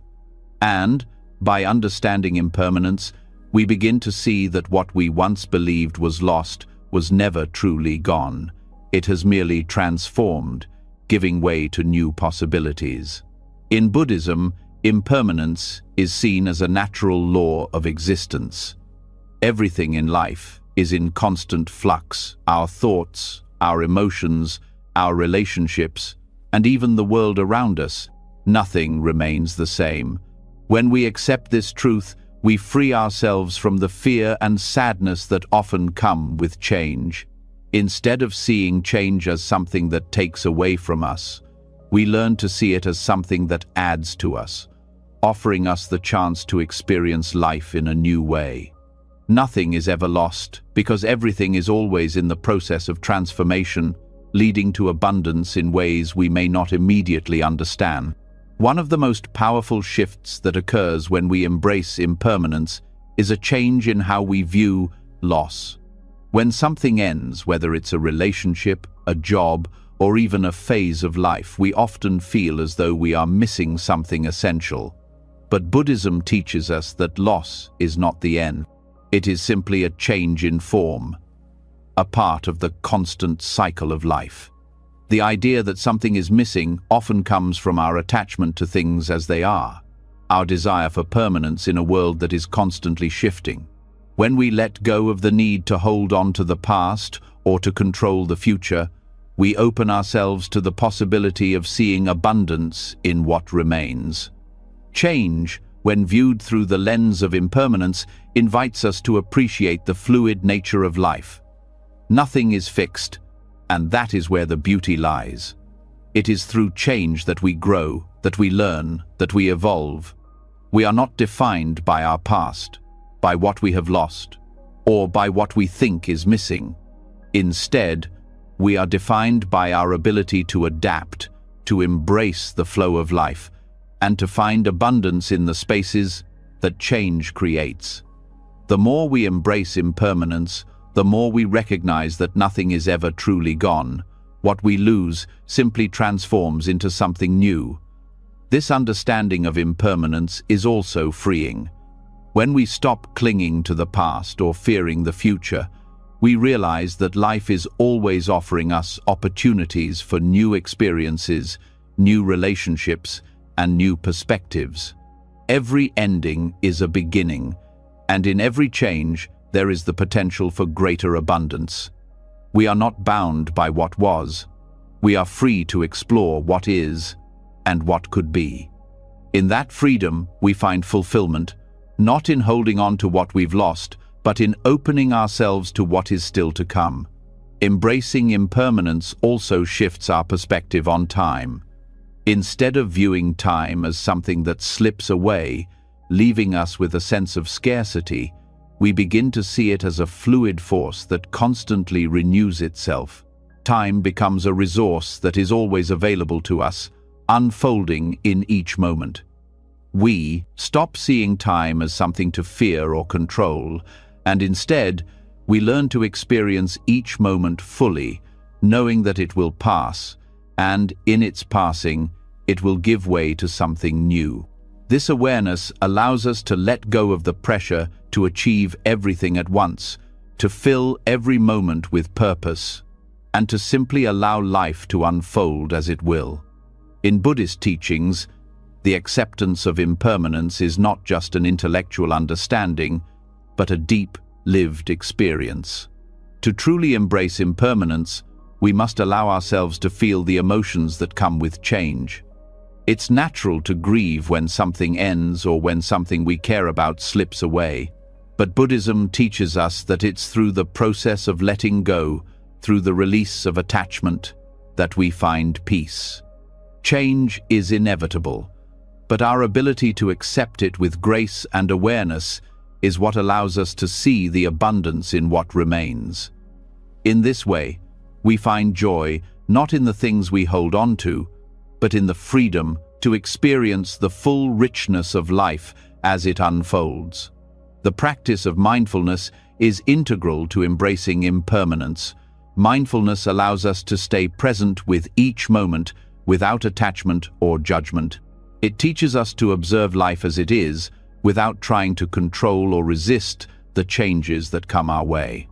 When we cultivate mindfulness, we can begin to see how everything, from our emotions to our experiences, is in constant flux. Instead of reacting to change with fear or resistance, we learn to observe it with acceptance and understanding. In this awareness, we begin to see that there is no need to cling to the past or hold on to things that are no longer serving us. We can release them, knowing that they were part of our journey, and that their transformation makes space for new experiences to enter our lives. One of the most transformative aspects of embracing impermanence is that it shifts our relationship with the concept of loss. Loss often feels like an absence, a void that cannot be filled. But when we understand that nothing is ever truly lost, we begin to see that every ending is simply a transformation. The people, experiences, and things we once held dear are never gone. They continue to live on in the lessons they taught us, the memories they created, and the ways they shaped us. What we lose is not something that diminishes us. It is something that contributes to our growth. In this way, impermanence teaches us to honor what we've had without clinging to it. We can cherish the past without being consumed by it. And in doing so, we free ourselves to fully embrace the present. The Buddhist concept of impermanence also helps us to see the abundance in what we have right now. When we stop focusing on what we don't have or what we think we need, we begin to appreciate what is already present. Change teaches us that nothing lasts forever, and in that awareness, we realize the preciousness of each moment. Each experience, no matter how small, becomes an opportunity for joy. We no longer need to seek out happiness in external accomplishments or possessions. We learn to find it in the richness of our present experience. The realization that nothing is permanent frees us from the need to hold on to things, and instead we begin to enjoy them fully, knowing that they are a part of the ever-changing flow of life. In embracing impermanence, we also let go of the need to control life. When we accept that change is inevitable, we stop trying to hold on to the things that we fear losing. We stop trying to make life fit our expectations, and instead, we allow it to unfold as it is meant to. This release of control brings a sense of peace, because we no longer feel the need to fight against life's natural flow. We can flow with it, trusting that each change brings new opportunities for growth, learning, and connection. In this way, impermanence becomes a source of abundance rather than loss. When we come to terms with impermanence, we see that life is constantly offering us opportunities for renewal. Each moment, each experience, is an invitation to grow, to learn, and to become more fully ourselves. Nothing is ever truly lost, because everything is always transforming, always becoming. What seems like loss today may become the foundation for something new tomorrow. We are not trapped by the past or bound by our future expectations. Instead, we are free to experience the fullness of life as it unfolds. And in that fullness, we find the abundance that comes from embracing change, letting go of attachment, and trusting in the ever-present flow of life. By embracing impermanence, we unlock the freedom to live fully in the present. We stop searching for fulfillment in the future or the past, and instead, we begin to experience the richness of life right now. Everything we need is already here. Change leads to abundance, and in embracing change, we find peace, joy, and wholeness in every moment. As you continue to explore the profound teachings of impermanence and the interconnectedness of all things, you begin to realize that the search for fulfillment is not a quest that takes you somewhere distant, it's a journey inward. We've learned that everything you need for peace and happiness is already available in the present moment, in the people around you, and in your experiences. But there's one essential practice that helps us unlock this truth, one that brings clarity to the realization that we are already whole as we are. That practice is meditation. In Buddhism, meditation serves as a mirror, reflecting back to us the truth of our nature and helping us see that we are complete, exactly as we are right now. Meditation in Buddhism is not about emptying the mind or achieving a particular state of bliss, as many people might think. It is about being present with what is, without judgment or attachment. The practice invites us to sit with ourselves, to turn inward, and to observe the flow of thoughts, emotions, and sensations without getting caught up in them.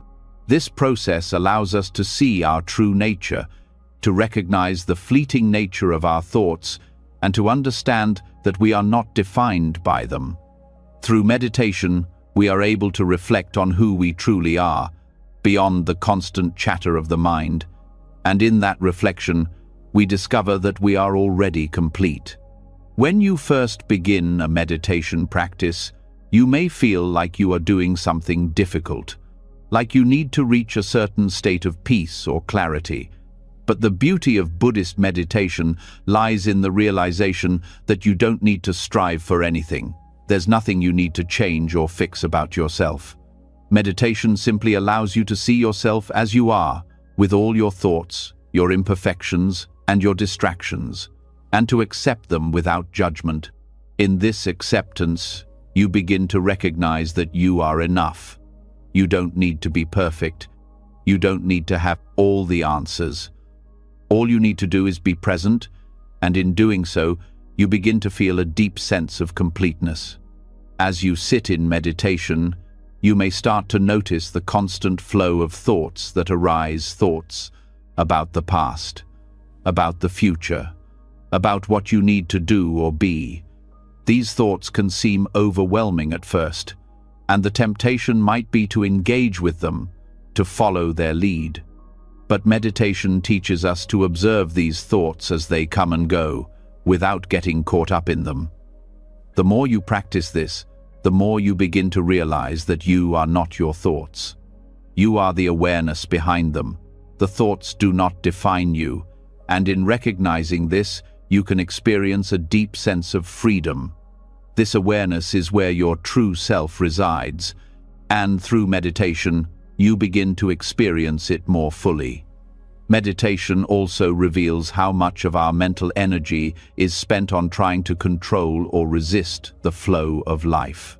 We often wish for things to be different, for our thoughts to be quieter, for our emotions to be more manageable. But meditation teaches us to let go of this need for control. Instead of trying to suppress or change our experiences, we learn to embrace them as they are.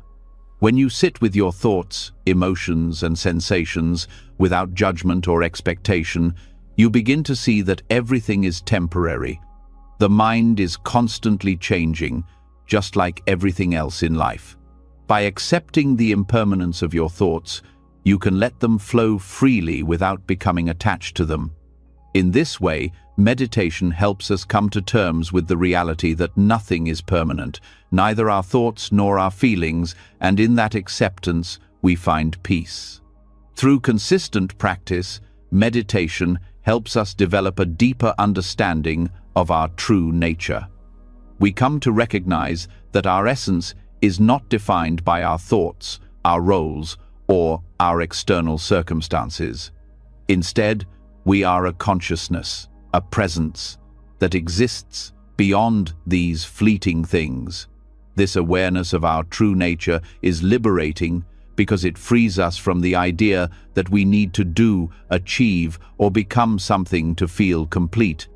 In the stillness of meditation, we come to understand that we are already whole, just as we are.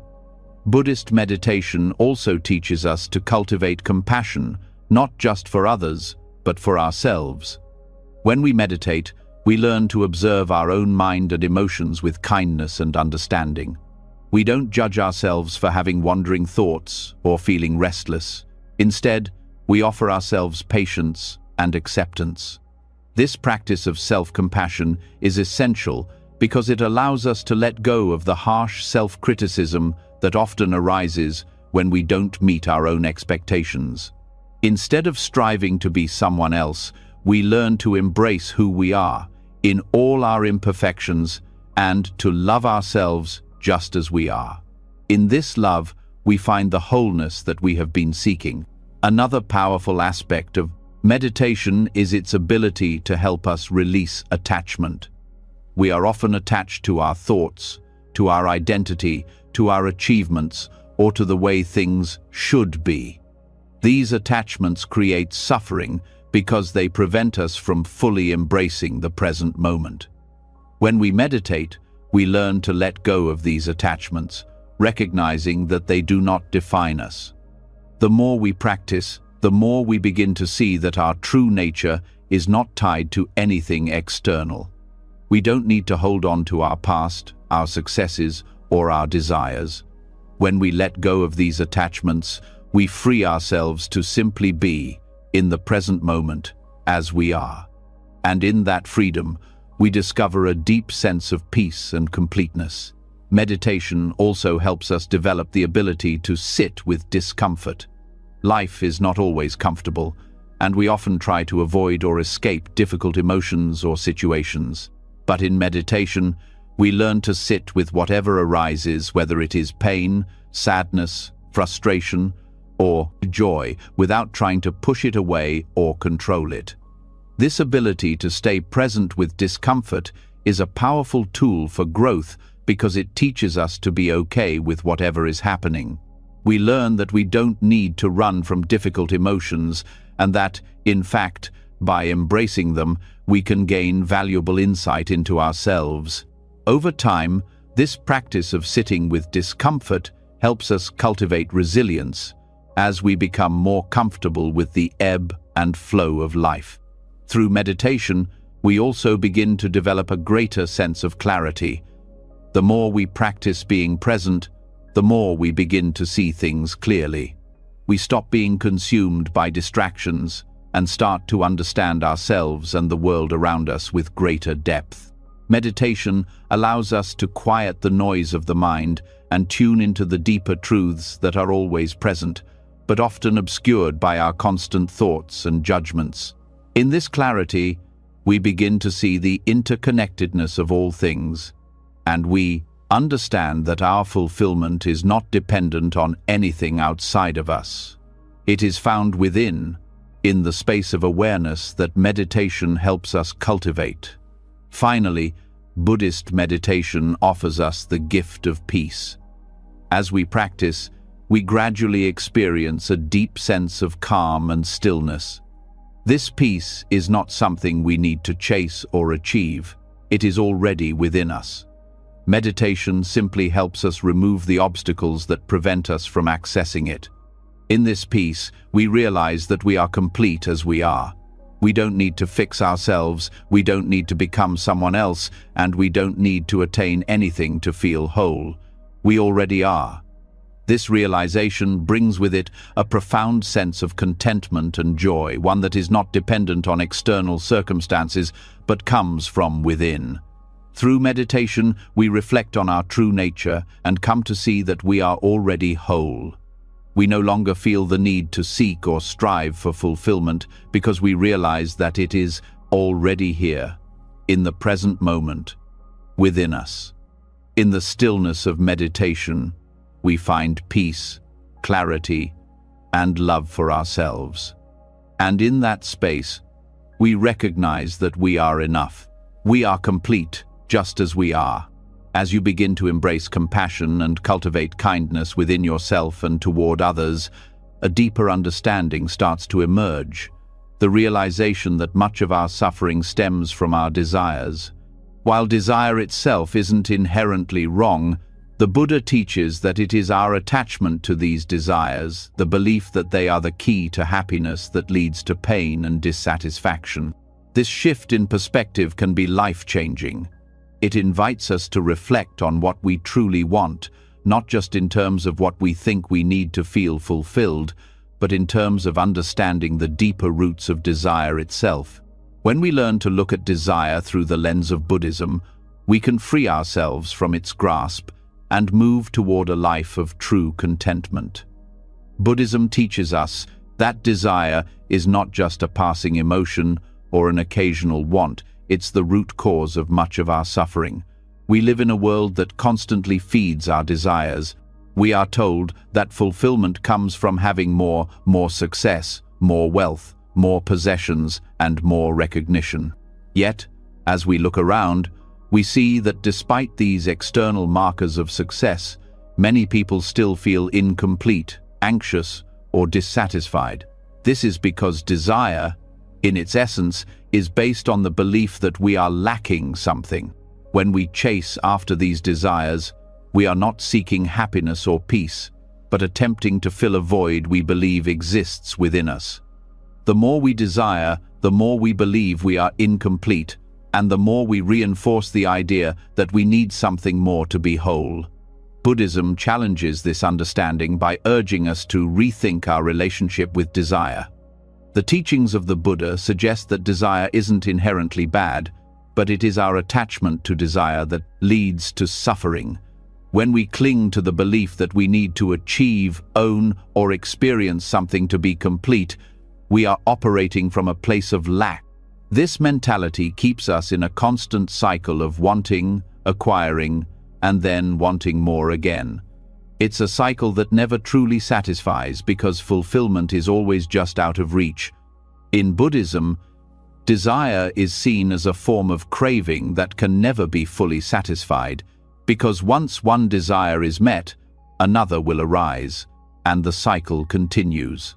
The shift in understanding comes when we recognize that the problem is not with the desire itself, but with our attachment to it. Desire arises naturally within us. It's a human experience. But when we attach ourselves to the belief that fulfillment will come only from satisfying that desire, we start to suffer. It's like chasing a moving target. The more we pursue it, the further it seems to get.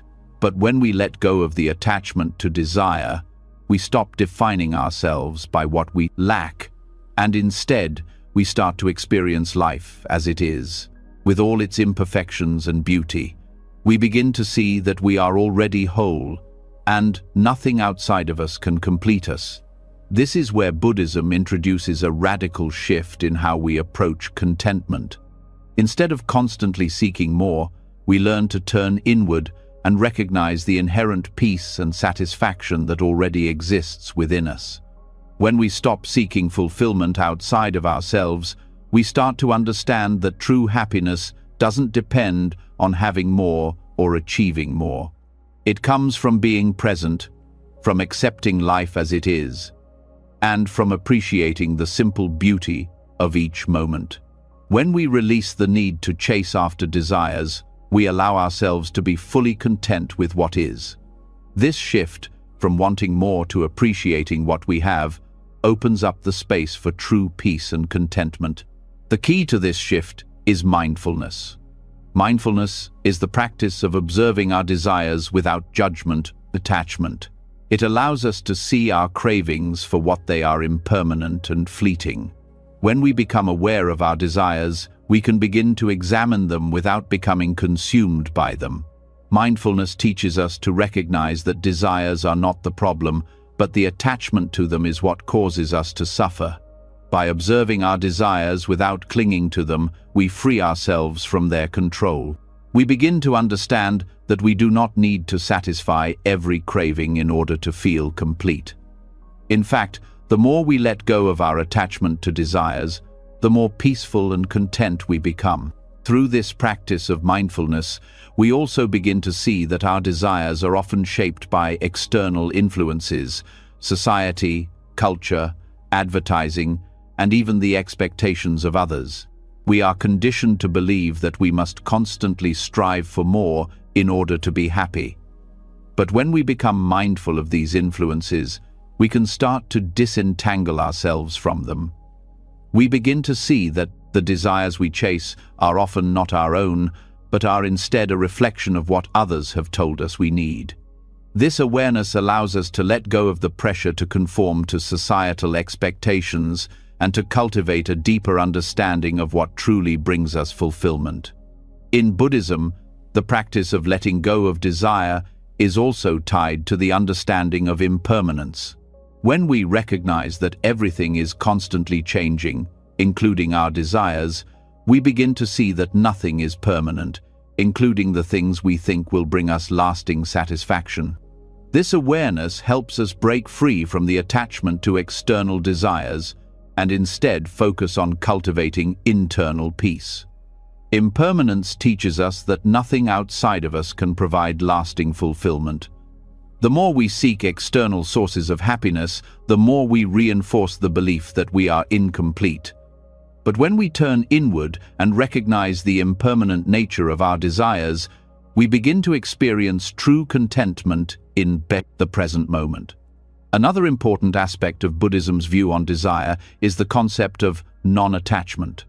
Non-attachment doesn't mean that we stop having desires or that we stop pursuing our goals. It simply means that we let go of the need to control the outcome. Non-attachment teaches us to engage with life fully, without getting caught up in the belief that our happiness depends on achieving a certain result. When we stop defining ourselves by our desires or the outcomes we hope for, we create space for true peace and contentment. We can work toward our goals, but we no longer rely on them to complete us. This shift in perspective also helps us develop compassion for ourselves and others. When we recognize that desire is the root cause of suffering, we begin to understand that everyone is affected by this same cycle. We can offer compassion to others who are caught in the pursuit of external desires, knowing that they, too, are seeking fulfillment in the wrong place. At the same time, we can show compassion to ourselves, knowing that we, too, are often driven by the desire for things outside of us to bring us peace. By understanding this shared experience, we can move toward greater acceptance and understanding, both for ourselves and for those around us. When we embrace the teachings of Buddhism on desire, we begin to experience a profound sense of freedom. We realize that we are not defined by our desires, and that our fulfillment does not depend on achieving external goals. Instead, we learn to cultivate contentment in the present moment, appreciating what we have and letting go of the constant need for more. This shift in perspective is not about denying our desires or abandoning our goals, but about releasing the attachment to them as the source of our happiness. We learn to appreciate life as it is, without constantly striving for something more. In this acceptance, we find the true peace and fulfillment that we have been searching for.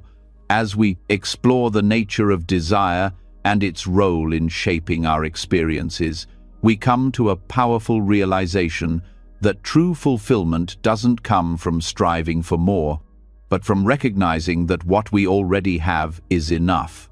This concept of enough is central to Buddhist philosophy, and it holds the key to peace and contentment. In a world that constantly pushes us to want more, to acquire more things, reach more goals, and gain more recognition, it can be difficult to truly appreciate what we already have. However, the wisdom of Buddhism encourages us to step back and recognize that everything we need for a fulfilling life is already within our reach. The practice of realizing enough allows us to find peace, not in what is missing, but in what is already present in our lives. The concept of sufficiency in Buddhism isn't about settling for less or denying ourselves joy. It's about recognizing that we don't need to chase after external markers of success or happiness to feel complete. The belief that something is always missing drives us to search for fulfillment outside of ourselves. But Buddhism teaches us that true contentment comes when we realize that we are already whole. We are already enough.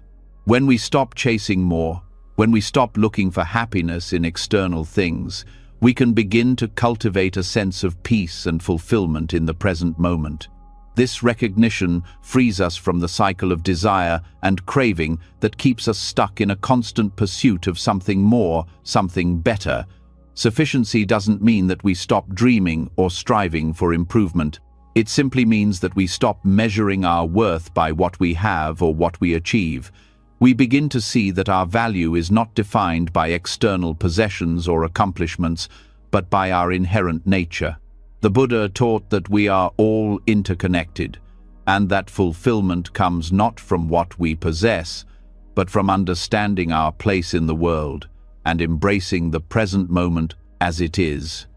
When we recognize that we already have enough, we stop seeking validation from the outside world and start finding peace within. The peace that comes from realizing sufficiency is not based on comparison or accumulation, but on acceptance of what is. One of the key teachings in Buddhism is the idea of non-attachment. This principle is crucial to understanding the concept of enough. When we are attached to something, whether it's a material possession, a relationship, or a particular outcome, we create a sense of lack within ourselves. We begin to believe that our happiness depends on acquiring or holding on to these things. However, when we practice non-attachment, we release the need for external validation and recognize that we are already complete.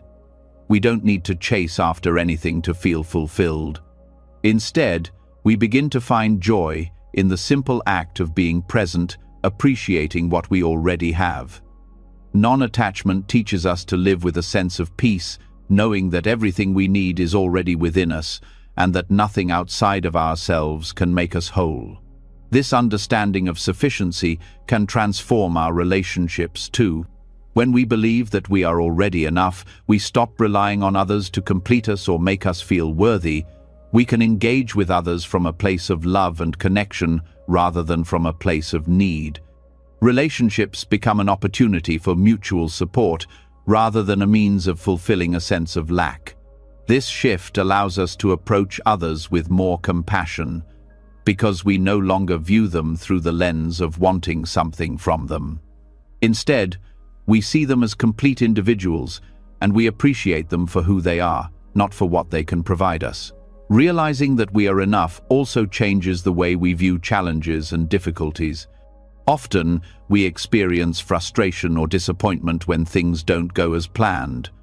We may feel that we are not enough because we haven't achieved a certain goal or met a particular expectation. However, when we understand sufficiency, we begin to see that challenges are not a reflection of our inadequacy, but a natural part of life. They are opportunities for growth and learning. When we are grounded in the understanding that we are already enough, we can face challenges with a sense of calm and resilience. We no longer need to prove ourselves or strive for perfection. We can simply be present with whatever arises, knowing that we are whole and capable, no matter the outcome. In Buddhism, the practice of contentment is closely tied to the concept of enough. When we embrace sufficiency, we begin to practice gratitude for what we have, rather than focusing on what we don't have. Contentment arises when we stop searching for happiness in external things and start finding joy in the simple blessings of life. Gratitude helps us recognize that we are already surrounded by abundance, even if it doesn't look the way we expected. We can be content with what we have, because we understand that true happiness is not about accumulation, but about presence. The more we practice contentment, the more we find peace in our lives, because we begin to appreciate the beauty of what is already here. The concept of enough also teaches us to let go of the constant comparisons that often lead to dissatisfaction. We live in a world where we are constantly comparing ourselves to others, whether it's in terms of wealth, success, appearance, or lifestyle. But Buddhism encourages us to see that these comparisons only create suffering. When we focus on what others have or what they have achieved, we forget to appreciate what we have and who we are. Realizing that we are enough means we stop measuring our worth against the standards of others. We begin to find value in our own journey, in our own unique path, and in the things that bring us peace and joy, rather than what society deems as important. This shift allows us to release the need for validation and approval from the outside world and to find fulfillment in the present moment, as it is. As we deepen our understanding of sufficiency, we also begin to recognize how much our desires are shaped by societal conditioning. From a young age, we are taught to want more, to seek success, to accumulate wealth, and to always be striving for something better. But Buddhism teaches us to question this mindset. We don't need to conform to the standards set by others to find peace. We are already enough as we are. When we let go of the pressure to meet external expectations, we free ourselves to live authentically. We begin to make choices that align with our true values, rather than trying to fit into a mold created by society. This freedom from societal pressure allows us to live more fully and find fulfillment in the things that truly matter to us. The practice of enough also involves recognizing the impermanence of all things. When we understand that everything is temporary, our possessions, our achievements, even our relationships, we stop holding on to things as though they define us. We begin to appreciate life for what it is, in its fleeting beauty. We realize that nothing lasts forever, and in that understanding, we are able to let go of the need to cling to things. The concept of impermanence reinforces the idea of sufficiency because it reminds us that we don't need to hold on to anything too tightly. We can experience joy and peace in the present moment, knowing that each moment is precious, even if it is brief. When we finally accept that we are enough, we begin to experience a deep sense of peace and fulfillment. We stop searching for happiness in the future or in external circumstances, and instead, we find it right where we are. This peace comes from a place of acceptance, of embracing life as it is, without constantly striving for something more. We begin to realize that nothing is missing, that we are already whole, and that true happiness is found not in what we acquire, but in how we live and experience each moment. This understanding of sufficiency leads us to a life of contentment, peace, and lasting fulfillment because we recognize that we have everything we need right here, right now. As we begin to understand that we are already enough, we uncover a deeper layer of fulfillment that is available to us right now. This fulfillment does not stem from the accumulation of things or the pursuit of unattainable goals, but from a profound shift in how we perceive and appreciate the world around us. It's a shift rooted in gratitude, the practice of recognizing the abundance in every moment, no matter how simple or challenging it may seem. Buddhist teachings invite us to cultivate gratitude not only in moments of joy, but also in moments of hardship. Through this practice, we begin to see that life, in all its forms, is abundant. And it is through this recognition that we find peace and contentment. At the heart of Buddhism is the understanding that everything is interconnected, and that our sense of fulfillment is often clouded by the illusion that we are lacking something. When we are caught in this mindset of scarcity, we fail to recognize the richness of life as it is. We become consumed by the things we don't have, the goals we haven't yet achieved, or the challenges we face, and in doing so, we overlook the beauty and abundance already present in our lives. Gratitude is the antidote to this mindset of scarcity. It shifts our focus from what's missing to what's already here, and in this shift, we begin to see life through a lens of abundance. Gratitude is not just about saying thank you when something good happens.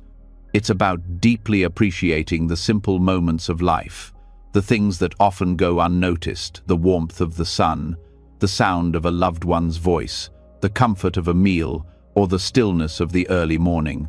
Buddhism teaches that abundance is found in the ordinary, in the small, often overlooked details of life.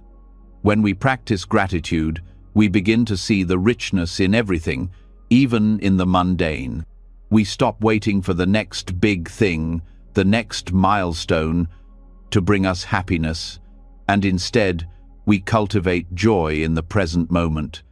In Buddhism, the practice of gratitude is closely linked to mindfulness. To be truly grateful, we must be fully present in the moment, able to recognize and appreciate the gifts life offers us. This requires a shift in how we relate to time and experience. When we are caught in the rush of life, consumed by worries about the future or regrets about the past, we miss the abundance of the present. But mindfulness helps us slow down, be present, and notice what is around us. By paying attention to the details of each moment, we begin to cultivate a deep sense of gratitude for everything that is already here.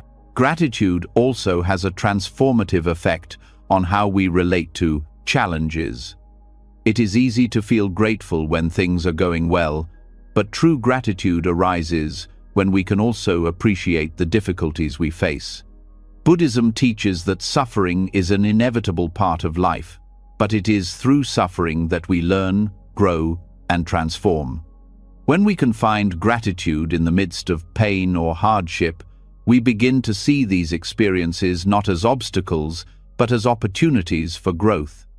We realize that everything, even suffering, is part of the larger picture of life's abundance. Gratitude helps us to find meaning in our challenges and to see that they are not separate from the richness of life.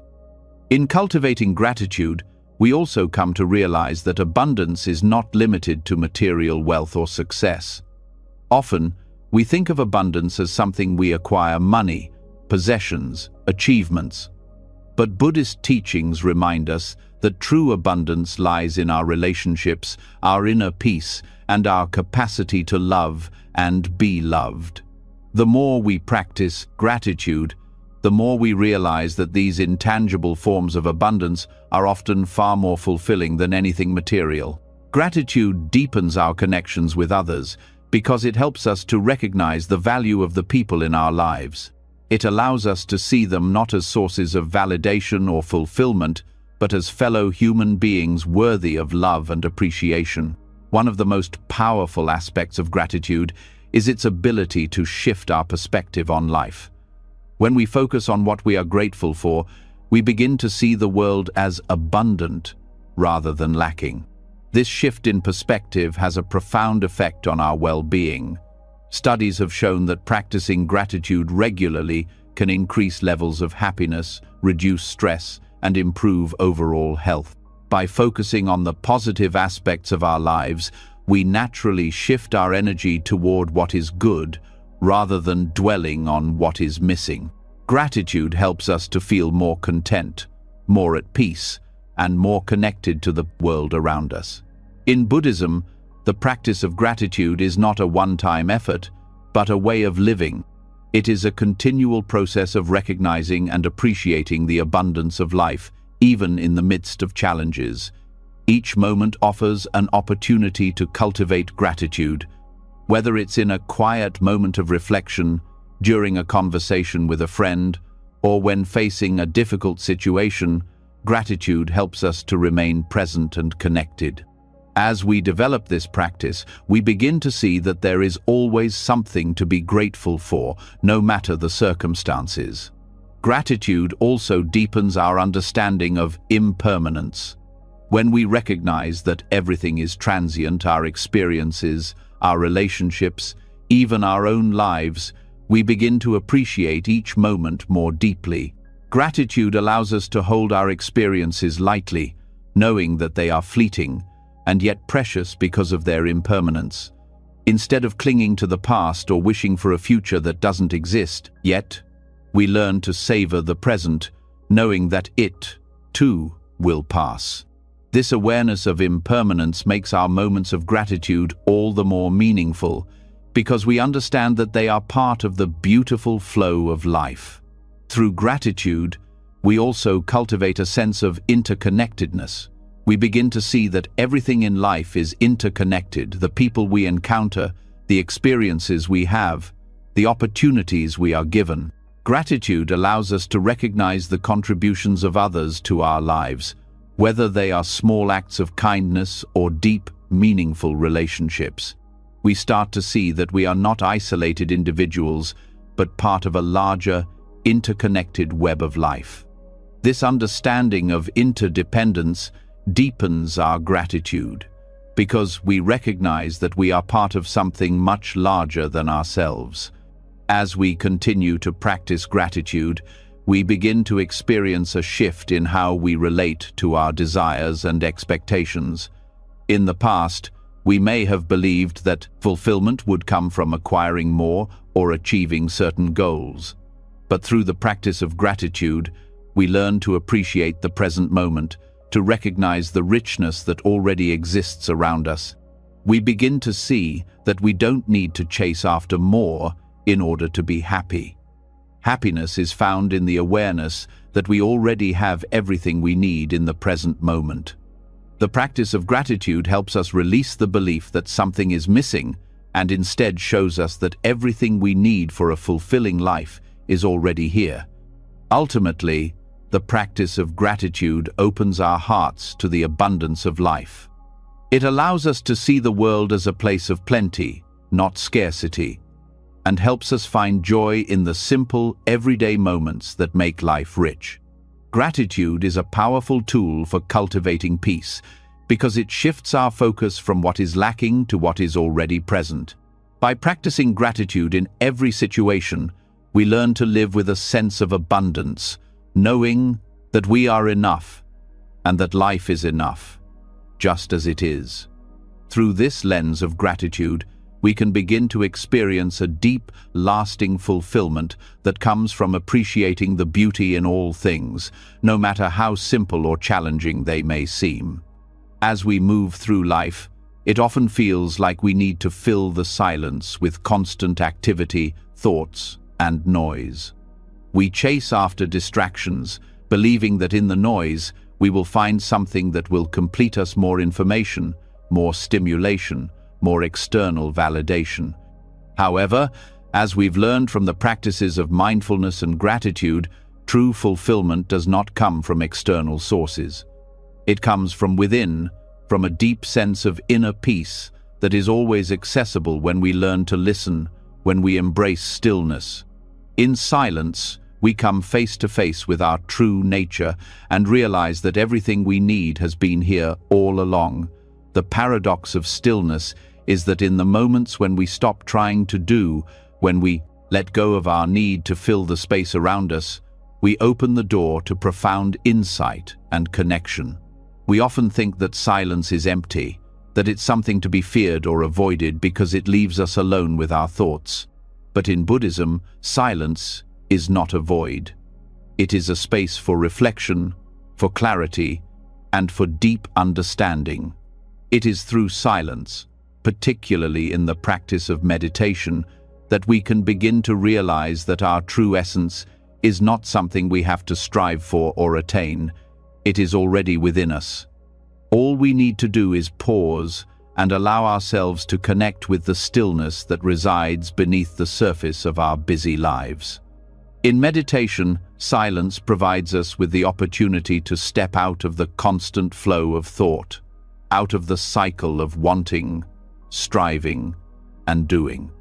The more we practice sitting in silence, the more we realize that the thoughts that often dominate our minds are not our true selves. They are transient, fleeting, and impermanent.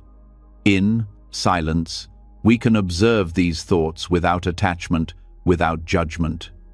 This space between thoughts is where we connect with our true nature, where we experience the fullness of our being. As we sit quietly, the noise of the world fades, and we can begin to hear the deeper, subtler truths that lie beneath the surface. The practice of meditation, particularly when done in silence, allows us to move beyond the noise of our everyday lives and touch into something much deeper. It's through this quiet space that we begin to recognize that our sense of self, our identity, is not defined by the constant chatter of our minds or by our external achievements. Our true self is not something we need to chase or build. It is already within us. When we stop trying to be something else, when we stop seeking fulfillment outside of ourselves, we begin to experience the peace and contentment that comes from simply being. The silence offers us a mirror, reflecting back to us the wholeness that has always been there, waiting to be recognized. There is a great power in silence. In our noisy, fast-paced world, silence may feel like an unfamiliar and uncomfortable space. However, when we embrace it, we begin to see that it is the space where transformation happens. In silence, we can connect with our inner wisdom and clarity. away from the constant noise that distracts us from what truly matters. It's in these moments of stillness that we can listen to the truth of our hearts, hear the whispers of our deepest desires, and feel the fullness of our being. Silence allows us to simply be, without the pressure to do, to perform, or to achieve. In this being, we experience the peace that comes with knowing that we are enough, that we do not need anything more to feel complete. Meditation, particularly in silence, also helps us let go of the need to control. It is in our busyness, in our constant striving, that we try to force life into the shapes and outcomes we want. But true peace comes when we let go of this need for control and instead surrender to the natural flow of life. The silence of meditation allows us to see this more clearly. In silence, we are reminded that we don't need to force or control our experiences. We just need to allow them to unfold as they are. When we stop resisting, when we stop trying to control, we begin to feel a sense of ease and relaxation that comes from knowing we don't have to do everything. In silence, we experience the freedom of simply being and letting things unfold without judgment or expectation. This freedom is liberating because it teaches us that we don't need to be anything other than ourselves to be worthy. Often, we get caught up in the idea that we need to change, achieve, or become something different in order to be fulfilled. But the practice of stillness and silence helps us realize that fulfillment does not come from these external things. It comes from accepting ourselves as we are, from connecting with the stillness within that is always present, no matter what is happening in the world around us. In silence, we begin to hear the message that we are already whole, already complete. Silence also teaches us to observe without reacting. In our everyday lives, we are often caught in a cycle of reacting to what happens around us, reacting to our thoughts and emotions, and reacting to what we think others expect from us. But in meditation, we learn to simply observe our thoughts and feelings without judgment or reaction. This practice is key to experiencing the fullness of our being because it allows us to detach from the stories and labels we place on ourselves and others. By simply observing, we create space between our thoughts and our identity. We begin to see that we are not defined by our thoughts, emotions, or external circumstances. We are the awareness behind them. In this awareness, we find peace. This process of observing without reacting also applies to our relationships with others. In silence, we learn to listen not just with our ears, but with our hearts. We learn to truly hear others without judgment, without the need to respond or fix. We create space for others to be themselves, and in doing so, we create space for deeper connection and understanding. When we stop filling the air with words and judgments, we open up to the richness of truly being present with someone, and in this presence, we find fulfillment. Silence allows us to connect with others in a way that words alone cannot. As we continue to practice meditation and embrace silence, we begin to experience a deep sense of inner peace and stillness that carries over into our daily lives. The practice of silence doesn't end when we leave the cushion. It becomes a part of how we move through the world. We learn to carry that stillness within us, even in the midst of chaos or distraction. We begin to recognize that no matter what happens externally, the peace and fulfillment we seek are always available to us internally. It is through silence that we come to understand that we do not need to search for peace, happiness, or fulfillment. They are already within us. In silence, we can reconnect with this truth, and in doing so, we discover the fullness of our being. In the stillness, we find clarity. We begin to understand that our minds are not the source of our fulfillment. Our hearts, our true nature, are the wellspring of peace and contentment. The noise of the world may try to pull us away from this truth, but when we return to silence, We reconnect with the essence of who we are. Meditation and silence allow us to strip away the distractions, the attachments, and the beliefs that cloud our perception. In that clarity, we see that everything we need is already within us. We are whole, just as we are. The paradox of stillness is that in stopping, we find everything we have been searching for. It is in silence that we realize we have never truly been lacking, we have always been complete. As we explore the deep peace that arises from meditation and the stillness of being, we are led to an even more profound truth.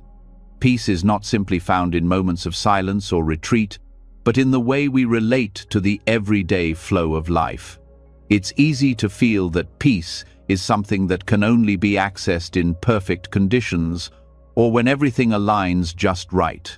But true fulfillment comes when we can accept life exactly as it is, without resistance or judgment.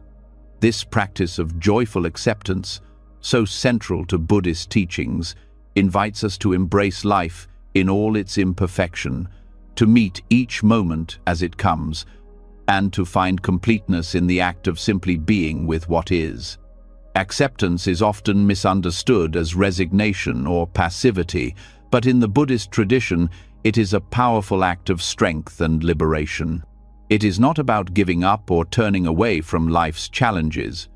Rather, it is about embracing life fully, without attempting to force it to be different. When we practice joyful acceptance, we let go of the desire to control or change the circumstances around us. We stop struggling against the natural flow of life, and instead, we learn to meet whatever arises with an open heart and mind. In doing so, we discover a deep sense of peace that comes not from changing our circumstances, but from changing how we respond to them. The practice of acceptance invites us to release the need for things to be perfect. So often, we hold on to expectations of how life should unfold. We may think that happiness will come when we get that promotion, when we find the perfect relationship, or when everything finally falls into place. However, the Buddha teaches us that happiness does not depend on external circumstances. True happiness arises when we stop waiting for things to be different and start embracing the present moment as it is. Acceptance teaches us that life is not meant to be controlled or perfected, it is meant to be experienced in all its rawness and beauty. When we let go of the illusion that things should be different, we free ourselves from the struggle and begin to experience the fullness of life as it is. The practice of joyful acceptance also helps us release the weight of resistance. We are often caught in a cycle of wanting things to be other than they are, which creates frustration, stress, and discontent. We resist our feelings, our circumstances, or even the simple flow of time, thinking that we must change them in order to find peace. But when we accept things as they are, without judgment or resistance, we stop fighting against the current of life. We stop exhausting ourselves with the constant effort to control, and in that release, we find a natural sense of ease. Acceptance doesn't mean that we stop acting or striving for better things. It means that we act without attachment to specific outcomes, without the pressure to make things go a certain way. This freedom from resistance allows us to move through life with greater grace and peace. One of the most profound shifts that comes with joyful acceptance is the ability to fully embrace the present moment without constantly wishing for something different.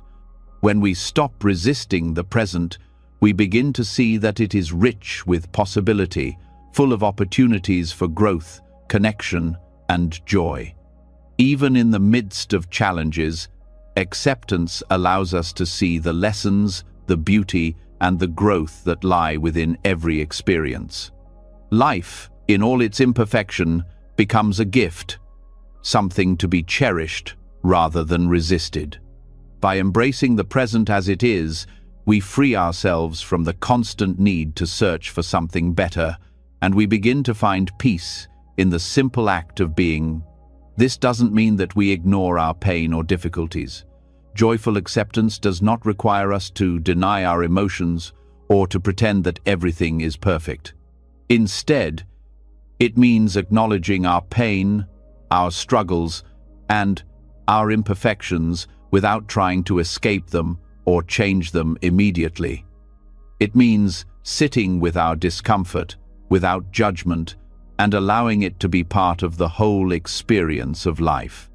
By accepting our difficulties, we allow ourselves to process them fully, and in that space, we often find that they begin to lose their power over us. We stop trying to avoid or control the difficult parts of life, and instead, we find a deeper sense of peace in accepting them as part of the whole. Buddhism also teaches us that the path of acceptance involves letting go of attachment.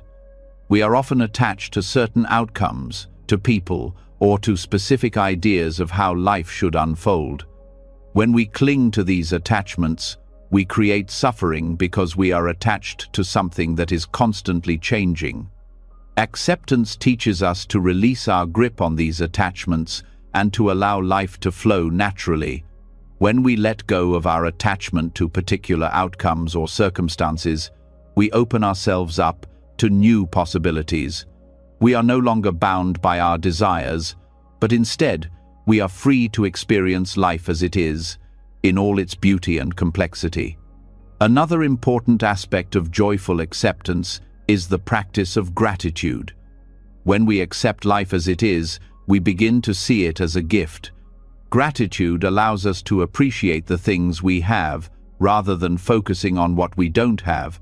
It teaches us to recognize the abundance that is already present in our lives, even in the midst of difficulties. By cultivating gratitude, we shift our focus from scarcity to abundance, from lack to sufficiency. Acceptance and gratitude work hand in hand as we learn to find joy in what is already here, without constantly seeking something more. The more we practice joyful acceptance, the more we learn to see the impermanence of everything. Life is constantly changing, and when we accept this, we stop resisting it. We begin to see that nothing is fixed or permanent, and that this fluidity is what makes life beautiful. Each moment, each experience is unique, and when we accept this, we begin to appreciate it fully. We no longer try to hold on to moments, people, or things, because we understand that everything will pass in its own time. This awareness of impermanence allows us to experience life with a deeper sense of presence, knowing that the present moment is the only one we truly have. In practicing joyful acceptance, we also cultivate a sense of humility. We begin to understand that we are not in control of everything in life. Life will unfold as it will, and we are simply participants in this vast, interconnected web of existence. By accepting this truth, we release the pressure to be in control and begin to trust in the process of life. This humility allows us to live with more ease, knowing that we don't have to have everything figured out. We can simply be present, accept what is, and trust that everything is unfolding as it should. When we embrace joyful acceptance, we begin to experience life with a sense of fullness that cannot be found in the pursuit of more. The more we accept life as it is, the more we recognize that we don't need to change or acquire anything to feel complete. We are already whole. Acceptance opens the door to peace because it frees us from the constant desire for something different. We stop trying to manipulate life into fitting our expectations, and instead, we allow it to be exactly what it is. In that space, we discover a deep sense of contentment, knowing that life, in all its imperfections, is enough. This practice doesn't mean we stop striving for growth or change. It simply means that we do so from a place of acceptance. We can work toward our goals, pursue our dreams, and improve ourselves, but we no longer attach our worth or happiness to achieving specific outcomes. We can be content with the process, with the journey, without waiting for a destination to bring us fulfillment. Joyful acceptance teaches us that the path itself is just as valuable as the destination. When we stop resisting, we find that every step along the way offers its own beauty and wisdom. Ultimately, the practice of joyful acceptance helps us find peace in the present moment, without the need for external circumstances to change. It teaches us that we are already whole, that we do not need to constantly strive or seek something more to feel fulfilled. Through acceptance, we release the struggle, and in doing so, we uncover the abundance that is already present in our lives. In accepting life as it is, we find a deep sense of peace and completeness that arises from within, not from what we have or what we achieve, but from the simple act of being with what is. As we embrace the practice of joyful acceptance, we begin to see how deeply connected it is to the fear of loss that so often drives our anxieties and struggles. We may have come to accept life as it is, but there still lingers a quiet fear, a fear that we will lose what we have, that what is precious to us will slip away. This fear holds us back, prevents us from fully living, and creates an undercurrent of unease in our minds. In Buddhism, we are invited to explore a path that frees us from this constant anxiety. It is the path of living without fear of loss, a path that teaches us how letting go of attachment and fear allows us to experience true peace, unshaken by the impermanent nature of life. The truth is that loss is inevitable. Whether it's the loss of a relationship, a possession, a moment in time, or even our own health, everything in life is temporary. When we become attached to these things, we inevitably set ourselves up for pain, because we believe that losing them will mean losing something essential about ourselves. We may fear that we are incomplete without certain people, accomplishments, or material things, and this fear keeps us clinging to them in ways that create stress and anxiety. Buddhism offers a radical perspective. Instead of fearing loss, we can learn to accept it as part of the natural flow of life. By releasing our attachment to the idea of permanence, we discover that true fulfillment is not dependent on holding on to things, but on embracing life as it is, with all of its changes and challenges. The Buddhist path to living without fear of loss begins with understanding the nature of attachment. Attachment is not just about holding on to physical things, it is about our emotional investment in them. When we attach ourselves to something, whether it's a person, a job, or a future plan, we begin to define our sense of self in relation to it. This attachment creates a false sense of security, as if these external things are the key to our happiness and stability. The more we hold on to these attachments, the more we set ourselves up for fear and anxiety, because we know, on some level, that they are not permanent. They can be taken from us, or they can change in ways we cannot control. When we let go of this attachment, we begin to see that our happiness does not depend on the things we possess or the outcomes we hope for. True peace comes from the recognition that we are complete as we are, independent of external circumstances. Buddhism teaches us that everything in life is interconnected and nothing lasts forever, including our attachments.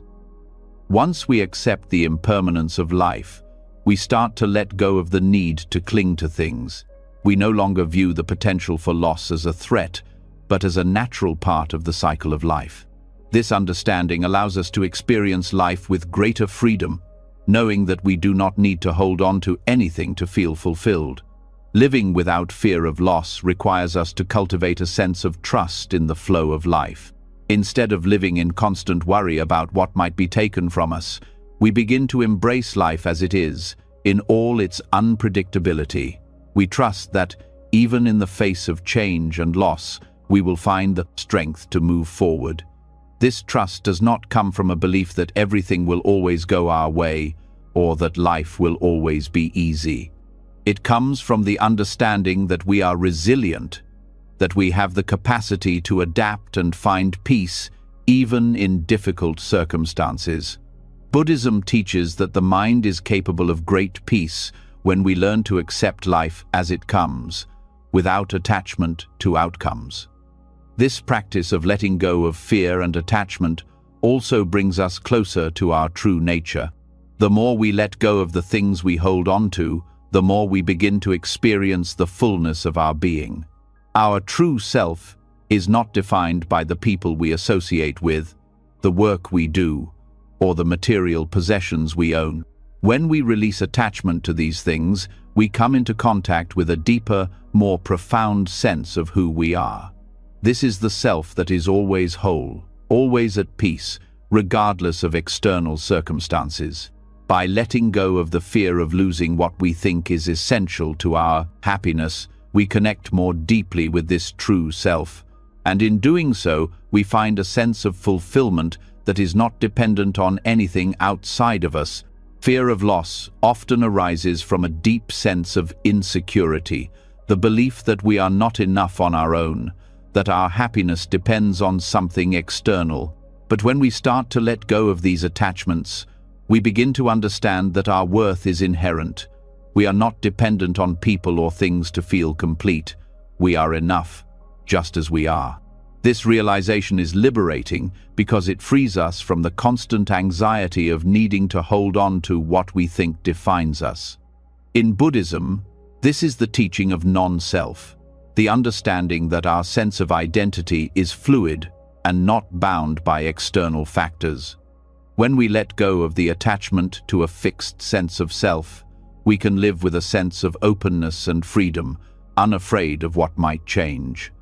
The Buddhist path also invites us to practice mindfulness in the face of change and loss.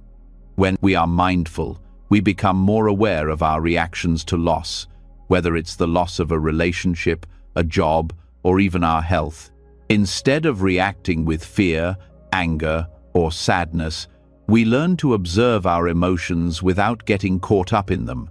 This mindfulness allows us to experience loss without becoming consumed by it. We can feel our emotions fully without identifying with them, knowing that they, too, are impermanent. In this space of mindfulness, we are not overwhelmed by the fear of losing something, but we are able to process it with clarity and acceptance. One of the most profound aspects of living without fear of loss is the ability to be present in the moment. When we are not preoccupied with the fear of what we might lose, we are able to experience life more fully. We are able to appreciate the people in our lives, the experiences we have, and the simple moments that make life rich and meaningful. Fear of loss often keeps us in a state of constant anticipation, always worried about the future and what might go wrong. But when we release this fear, we free ourselves to be present, to enjoy life as it is, without the constant anxiety about what might be taken from us. The practice of non-attachment, which is central to this path, doesn't mean that we stop caring about the people or things in our lives. It simply means that we stop clinging to them, stop defining ourselves by them, and stop fearing their loss.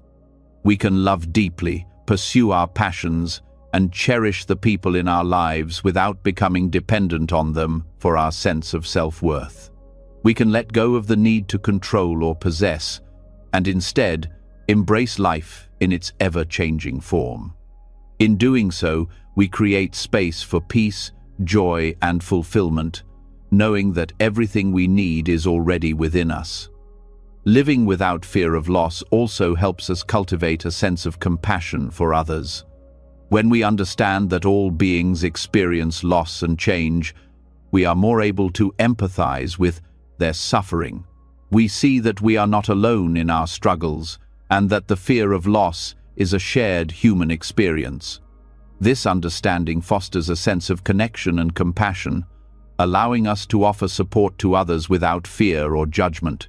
We can stand beside them in their pain, knowing that we, too, are vulnerable to the ebbs and flows of life, but that together we can navigate the challenges of life with resilience and grace.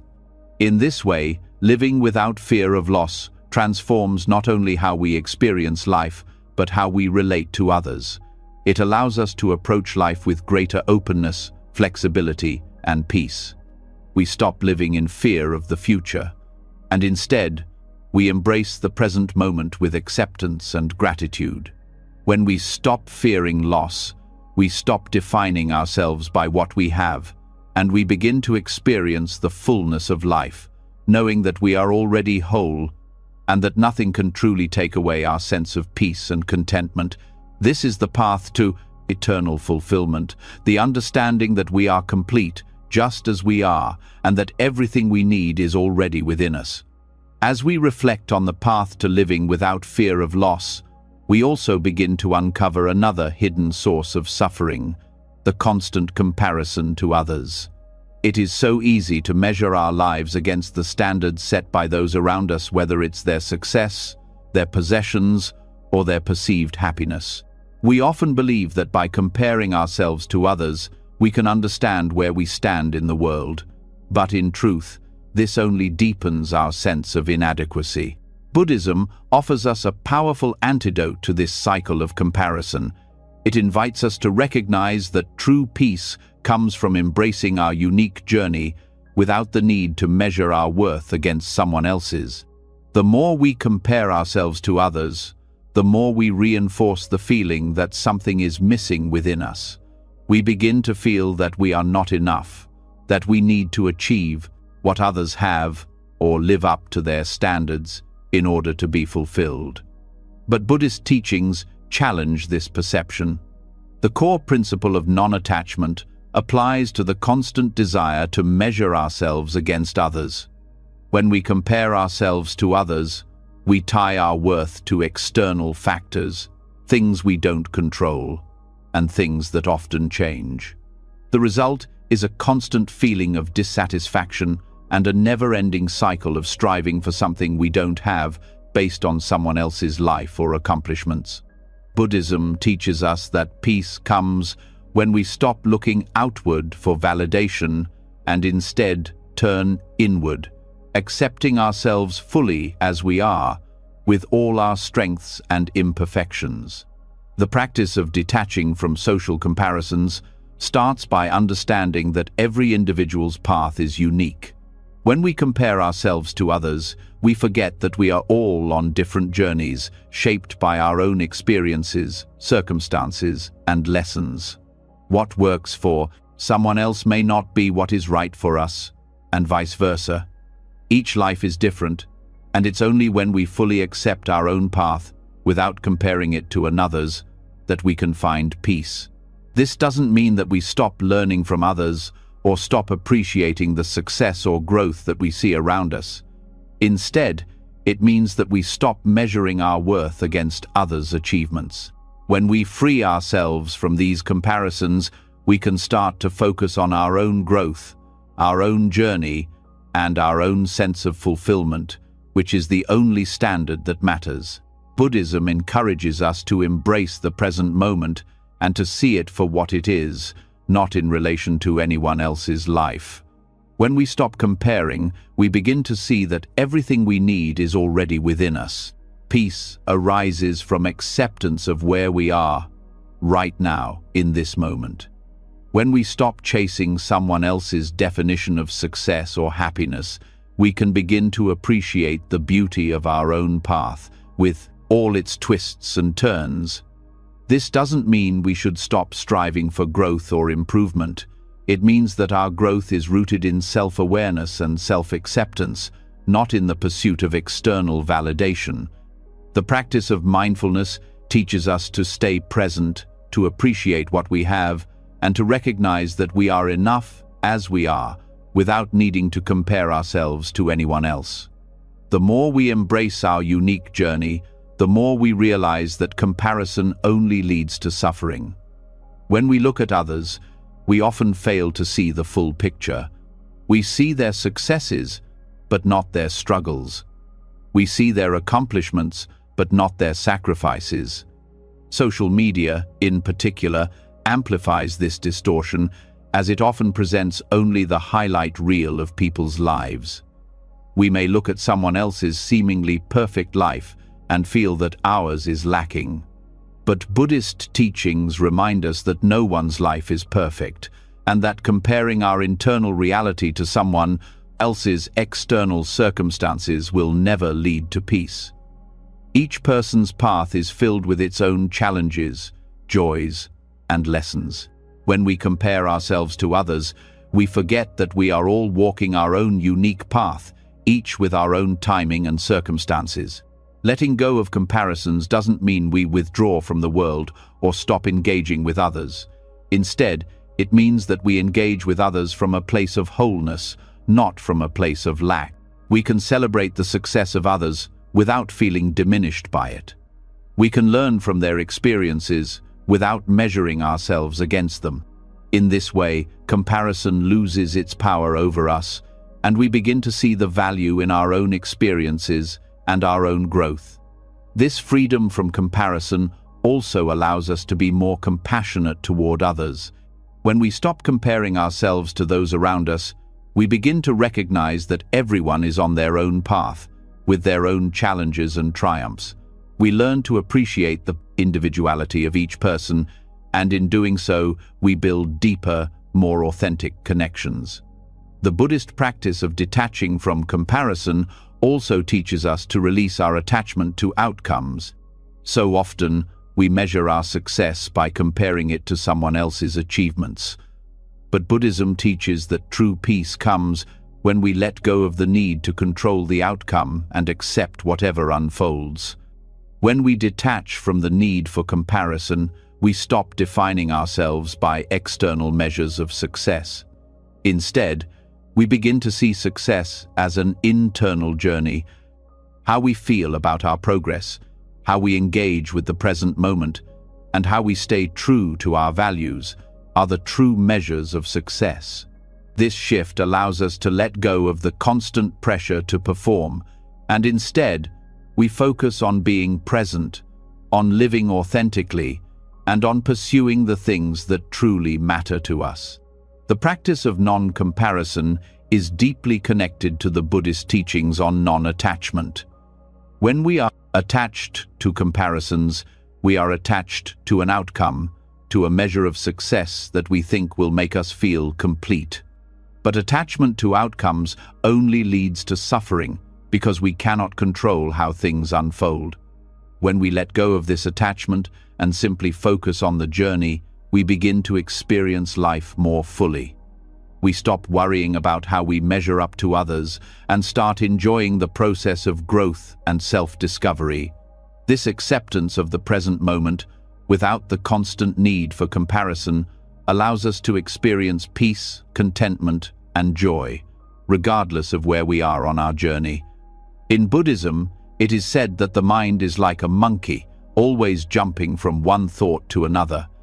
This is especially true when we compare ourselves to others. Our minds constantly shift between feelings of inadequacy, jealousy, or pride, depending on who we are comparing ourselves to. But the practice of mindfulness teaches us to observe these thoughts without attachment. Instead of getting caught up in comparing ourselves, we simply observe the thoughts as they come and go, without judgment. This practice helps us recognize that these thoughts are temporary and that they do not define us. By letting go of the need for comparison, we begin to quiet the mind and find peace in the present moment. The more we practice detaching from social comparisons, the more we come to understand that true peace and fulfillment lie within ourselves, not in how we measure up to others. We begin to focus on our own journey, our own growth, and our own unique path. When we stop comparing, we allow ourselves to be fully present in our own lives. We no longer feel the pressure to live up to someone else's standards, and we can begin to live authentically according to our own values and desires. This shift in perspective is liberating because it frees us from the constant anxiety and self-doubt that comparison creates. When we embrace our uniqueness and focus on our own journey, we discover that we are enough and that the path we are walking is exactly where we need to be. Through the practice of mindfulness and detachment, we learn that comparison only diminishes our ability to experience peace and fulfillment. When we let go of the need to measure ourselves against others, we begin to see the richness of our own lives, with all its challenges and victories. We realize that fulfillment does not come from achieving someone else's idea of success, but from embracing our own unique path with all its imperfections and beauty. As we journey through the process of letting go of comparisons and embracing our unique path, we come to a deeper understanding of a fundamental truth. Suffering is an inevitable part of life.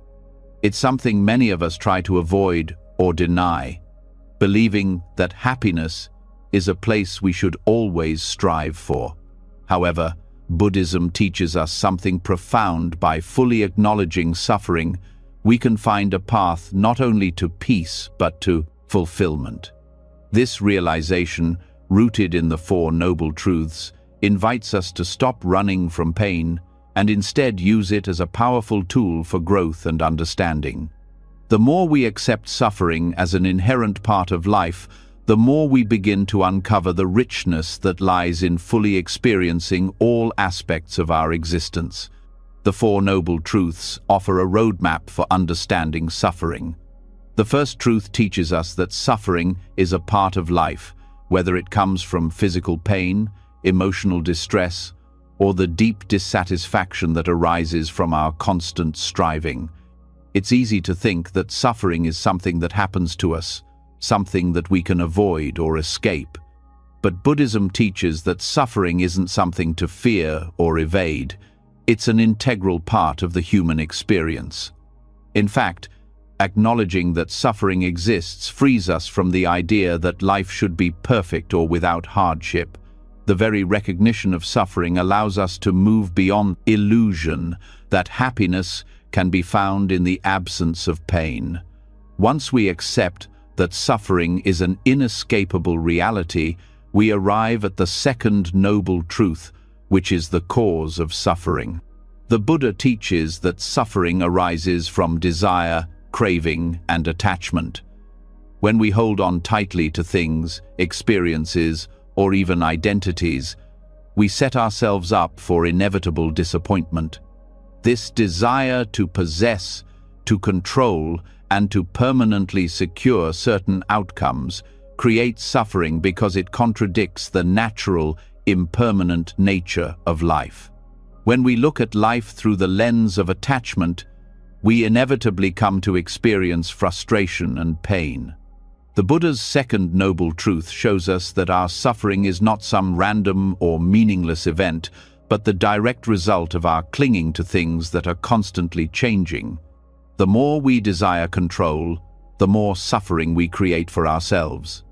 Understanding the cause of suffering gives us the third noble truth, which is the cessation of suffering. This truth is where hope and liberation lie. Once we realize that suffering comes from attachment, we can begin to understand that letting go of attachment is the way to end the cycle of pain. Buddhism doesn't teach that we should stop feeling or experiencing life's ups and downs, but it teaches us how to let go of our attachment to them. The more we practice non-attachment, the more we free ourselves from the endless cycle of craving and dissatisfaction. This does not mean we become numb to the world or to our emotions. Rather, we learn to experience life with a sense of openness and acceptance, without clinging to outcomes or trying to control the world around us. When we stop grasping at things, we begin to experience life as it is, and in this acceptance, we find peace. The fourth noble truth points us toward the path that leads to the cessation of suffering, the Eightfold Path. This path is a guide for living with wisdom, ethical conduct, and mental discipline. By following this path, we gradually cultivate the habits and mindsets that allow us to let go of attachment and craving. The Eightfold Path teaches us how to live in harmony with ourselves and the world around us, showing us the way to a deeper understanding of our true nature. When we practice right view, right intention, right speech, right action, right livelihood, right effort, right mindfulness, and right concentration, we align ourselves with the natural flow of life and begin to experience true fulfillment. It is not a path of escaping from suffering, but one of transformation, transforming our relationship with suffering and finding peace and wisdom within it. In Buddhism, understanding suffering is not just about recognizing it intellectually, it's about living with awareness of it in every moment. When we face our suffering directly, we stop running from it or trying to numb it with distractions or temporary pleasures. Instead, we begin to see suffering as a teacher. It teaches us about impermanence, about the nature of desire, and about the human condition. By acknowledging suffering without resistance, we open ourselves up to its lessons. We learn that suffering is not something that diminishes us, but something that allows us to grow, to understand our true nature, and to connect more deeply with others. Every experience of suffering is an opportunity to practice compassion, both for ourselves and for those around us who also experience pain. This awareness of suffering also allows us to see the interconnectedness of all beings. We are not alone in our pain. Suffering is a universal experience. As we begin to accept our own suffering, we are better able to empathize with others and to offer support and kindness without judgment. The more we embrace the reality of suffering, the more we understand that we are all in this together. Our shared experience of suffering becomes a bridge, connecting us to one another and fostering deeper compassion. Instead of seeing suffering as something to avoid or escape, we begin to see it as a shared part of the human experience that allows us to grow together in understanding and love. By deeply understanding suffering, we also begin to recognize the fullness of life. Without suffering, we would not be able to appreciate the beauty of joy or the peace of contentment. The highs and lows of life are inseparable, and each moment, whether joyful or painful, offers us the opportunity to experience life fully.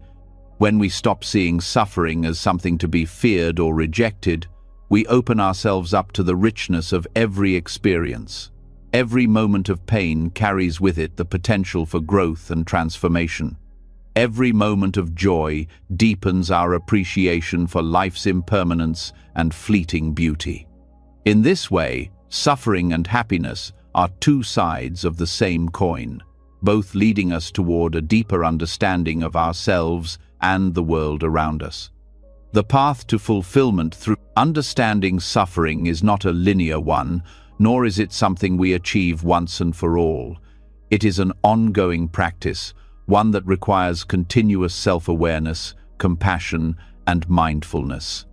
As we cultivate these qualities, we begin to see how suffering, in all its forms, is a part of the human experience that we can live with peacefully.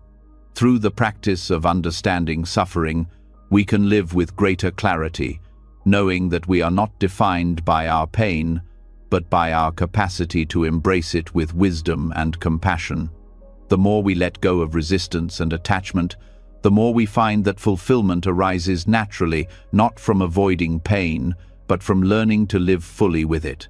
Suffering becomes not a barrier to happiness, but a doorway to a deeper understanding of the completeness of life. As we continue to explore how suffering shapes our journey, we uncover another essential aspect of our inner healing, our beliefs about lack. These beliefs, often ingrained over years of conditioning, tell us that we are not enough, that we need something more to feel whole or fulfilled. These limiting beliefs often lead us to experience life from a place of scarcity, believing that what we need is always just out of reach. But Buddhism offers a profound approach to healing these beliefs. Through mental discipline, we can begin to dissolve the beliefs about lack that bind us, allowing us to open up to the abundance of life that is already available to us. Buddhist wisdom teaches that the mind plays a central role in shaping our experience of reality. The way we perceive the world, ourselves, and our circumstances is largely determined by the beliefs and thought patterns that we hold.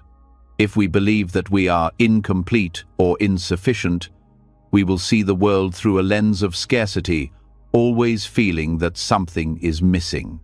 However, By practicing mental discipline, we begin to train our minds to see the world more clearly, without the distortions created by limiting beliefs. This mental training helps us recognize that scarcity is an illusion and that abundance is not something we need to acquire, it is something we can realize by changing the way we think. The first step in releasing limiting beliefs about lack is becoming aware of them. These beliefs often operate on a subconscious level, influencing our thoughts and actions without us even realizing it. We may have been taught that we are not enough, that we need to prove our worth through achievements, possessions, or external validation. This belief in our own inadequacy drives us to constantly strive for more, to chase after things that we think will fill the void within us. But Buddhism teaches that this cycle of craving and striving only leads to suffering, because it is based on the false assumption that something is missing. In truth, everything we need for a fulfilling life is already within us. It is our thoughts and beliefs that create the illusion of lack. Once we become aware of these limiting beliefs, the next step is to challenge them. Buddhism teaches us that our thoughts are not fixed truths, they are temporary and can be transformed through mindfulness and awareness. The mind is like a garden, and the beliefs we hold are like seeds that we plant. If we plant seeds of scarcity and inadequacy, they will grow into thoughts and actions that reinforce these beliefs. However, if we plant seeds of abundance and sufficiency, we begin to cultivate a different experience of life. This mental discipline is not about suppressing or denying our thoughts, but about observing them without attachment and replacing them with more empowering beliefs. By practicing mindfulness, we learn to observe the thoughts that arise in our minds and gently shift our focus away from thoughts of lack toward thoughts of abundance. A key practice in Buddhism that helps release limiting beliefs about scarcity is the cultivation of compassion. When we feel inadequate or insufficient, we often become harsh and critical toward ourselves. We measure our worth against others or against some idealized version of ourselves, and when we fall short, we feel that we are lacking.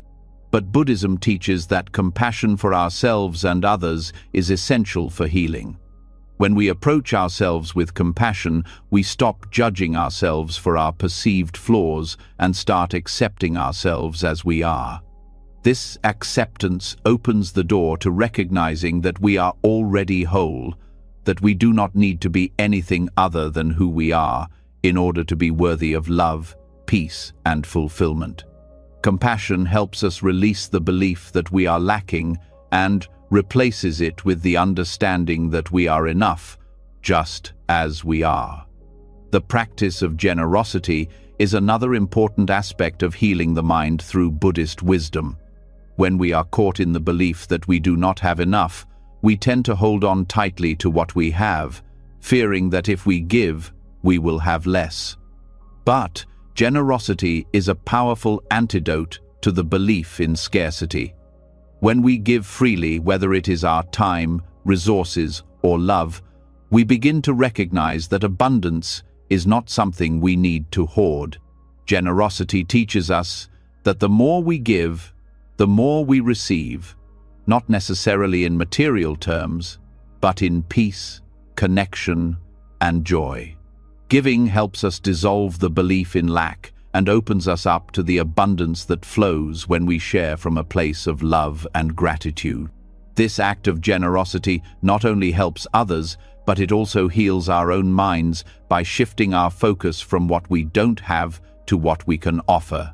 As we practice mental discipline, we begin to develop a more positive and abundant mindset. We stop seeing the world as a place of competition and scarcity and begin to see it as a place of interconnection and possibility. Buddhism teaches that all things are interconnected, and when we recognize our connection to others and to the world around us, we begin to see the abundance that exists in every moment. This shift in perspective allows us to experience life from a place of sufficiency, knowing that we are part of a larger whole and that everything we need is available to us when we stop grasping and start trusting. Through meditation, we cultivate the ability to quiet the mind and create space for new, more empowering beliefs to arise. Meditation teaches us to observe our thoughts without getting caught up in them, and in this space of stillness, we can begin to reprogram our minds. When we sit in meditation, we create a space of non-judgmental awareness, and in this space, we can start to see our limiting beliefs for what they are: temporary thoughts that do not define us. By consistently practicing meditation, we build the mental discipline needed to challenge and release beliefs about lack, replacing them with beliefs about abundance and sufficiency. Over time, this practice helps us see the world with greater clarity and openness, recognizing that everything we need is already within us.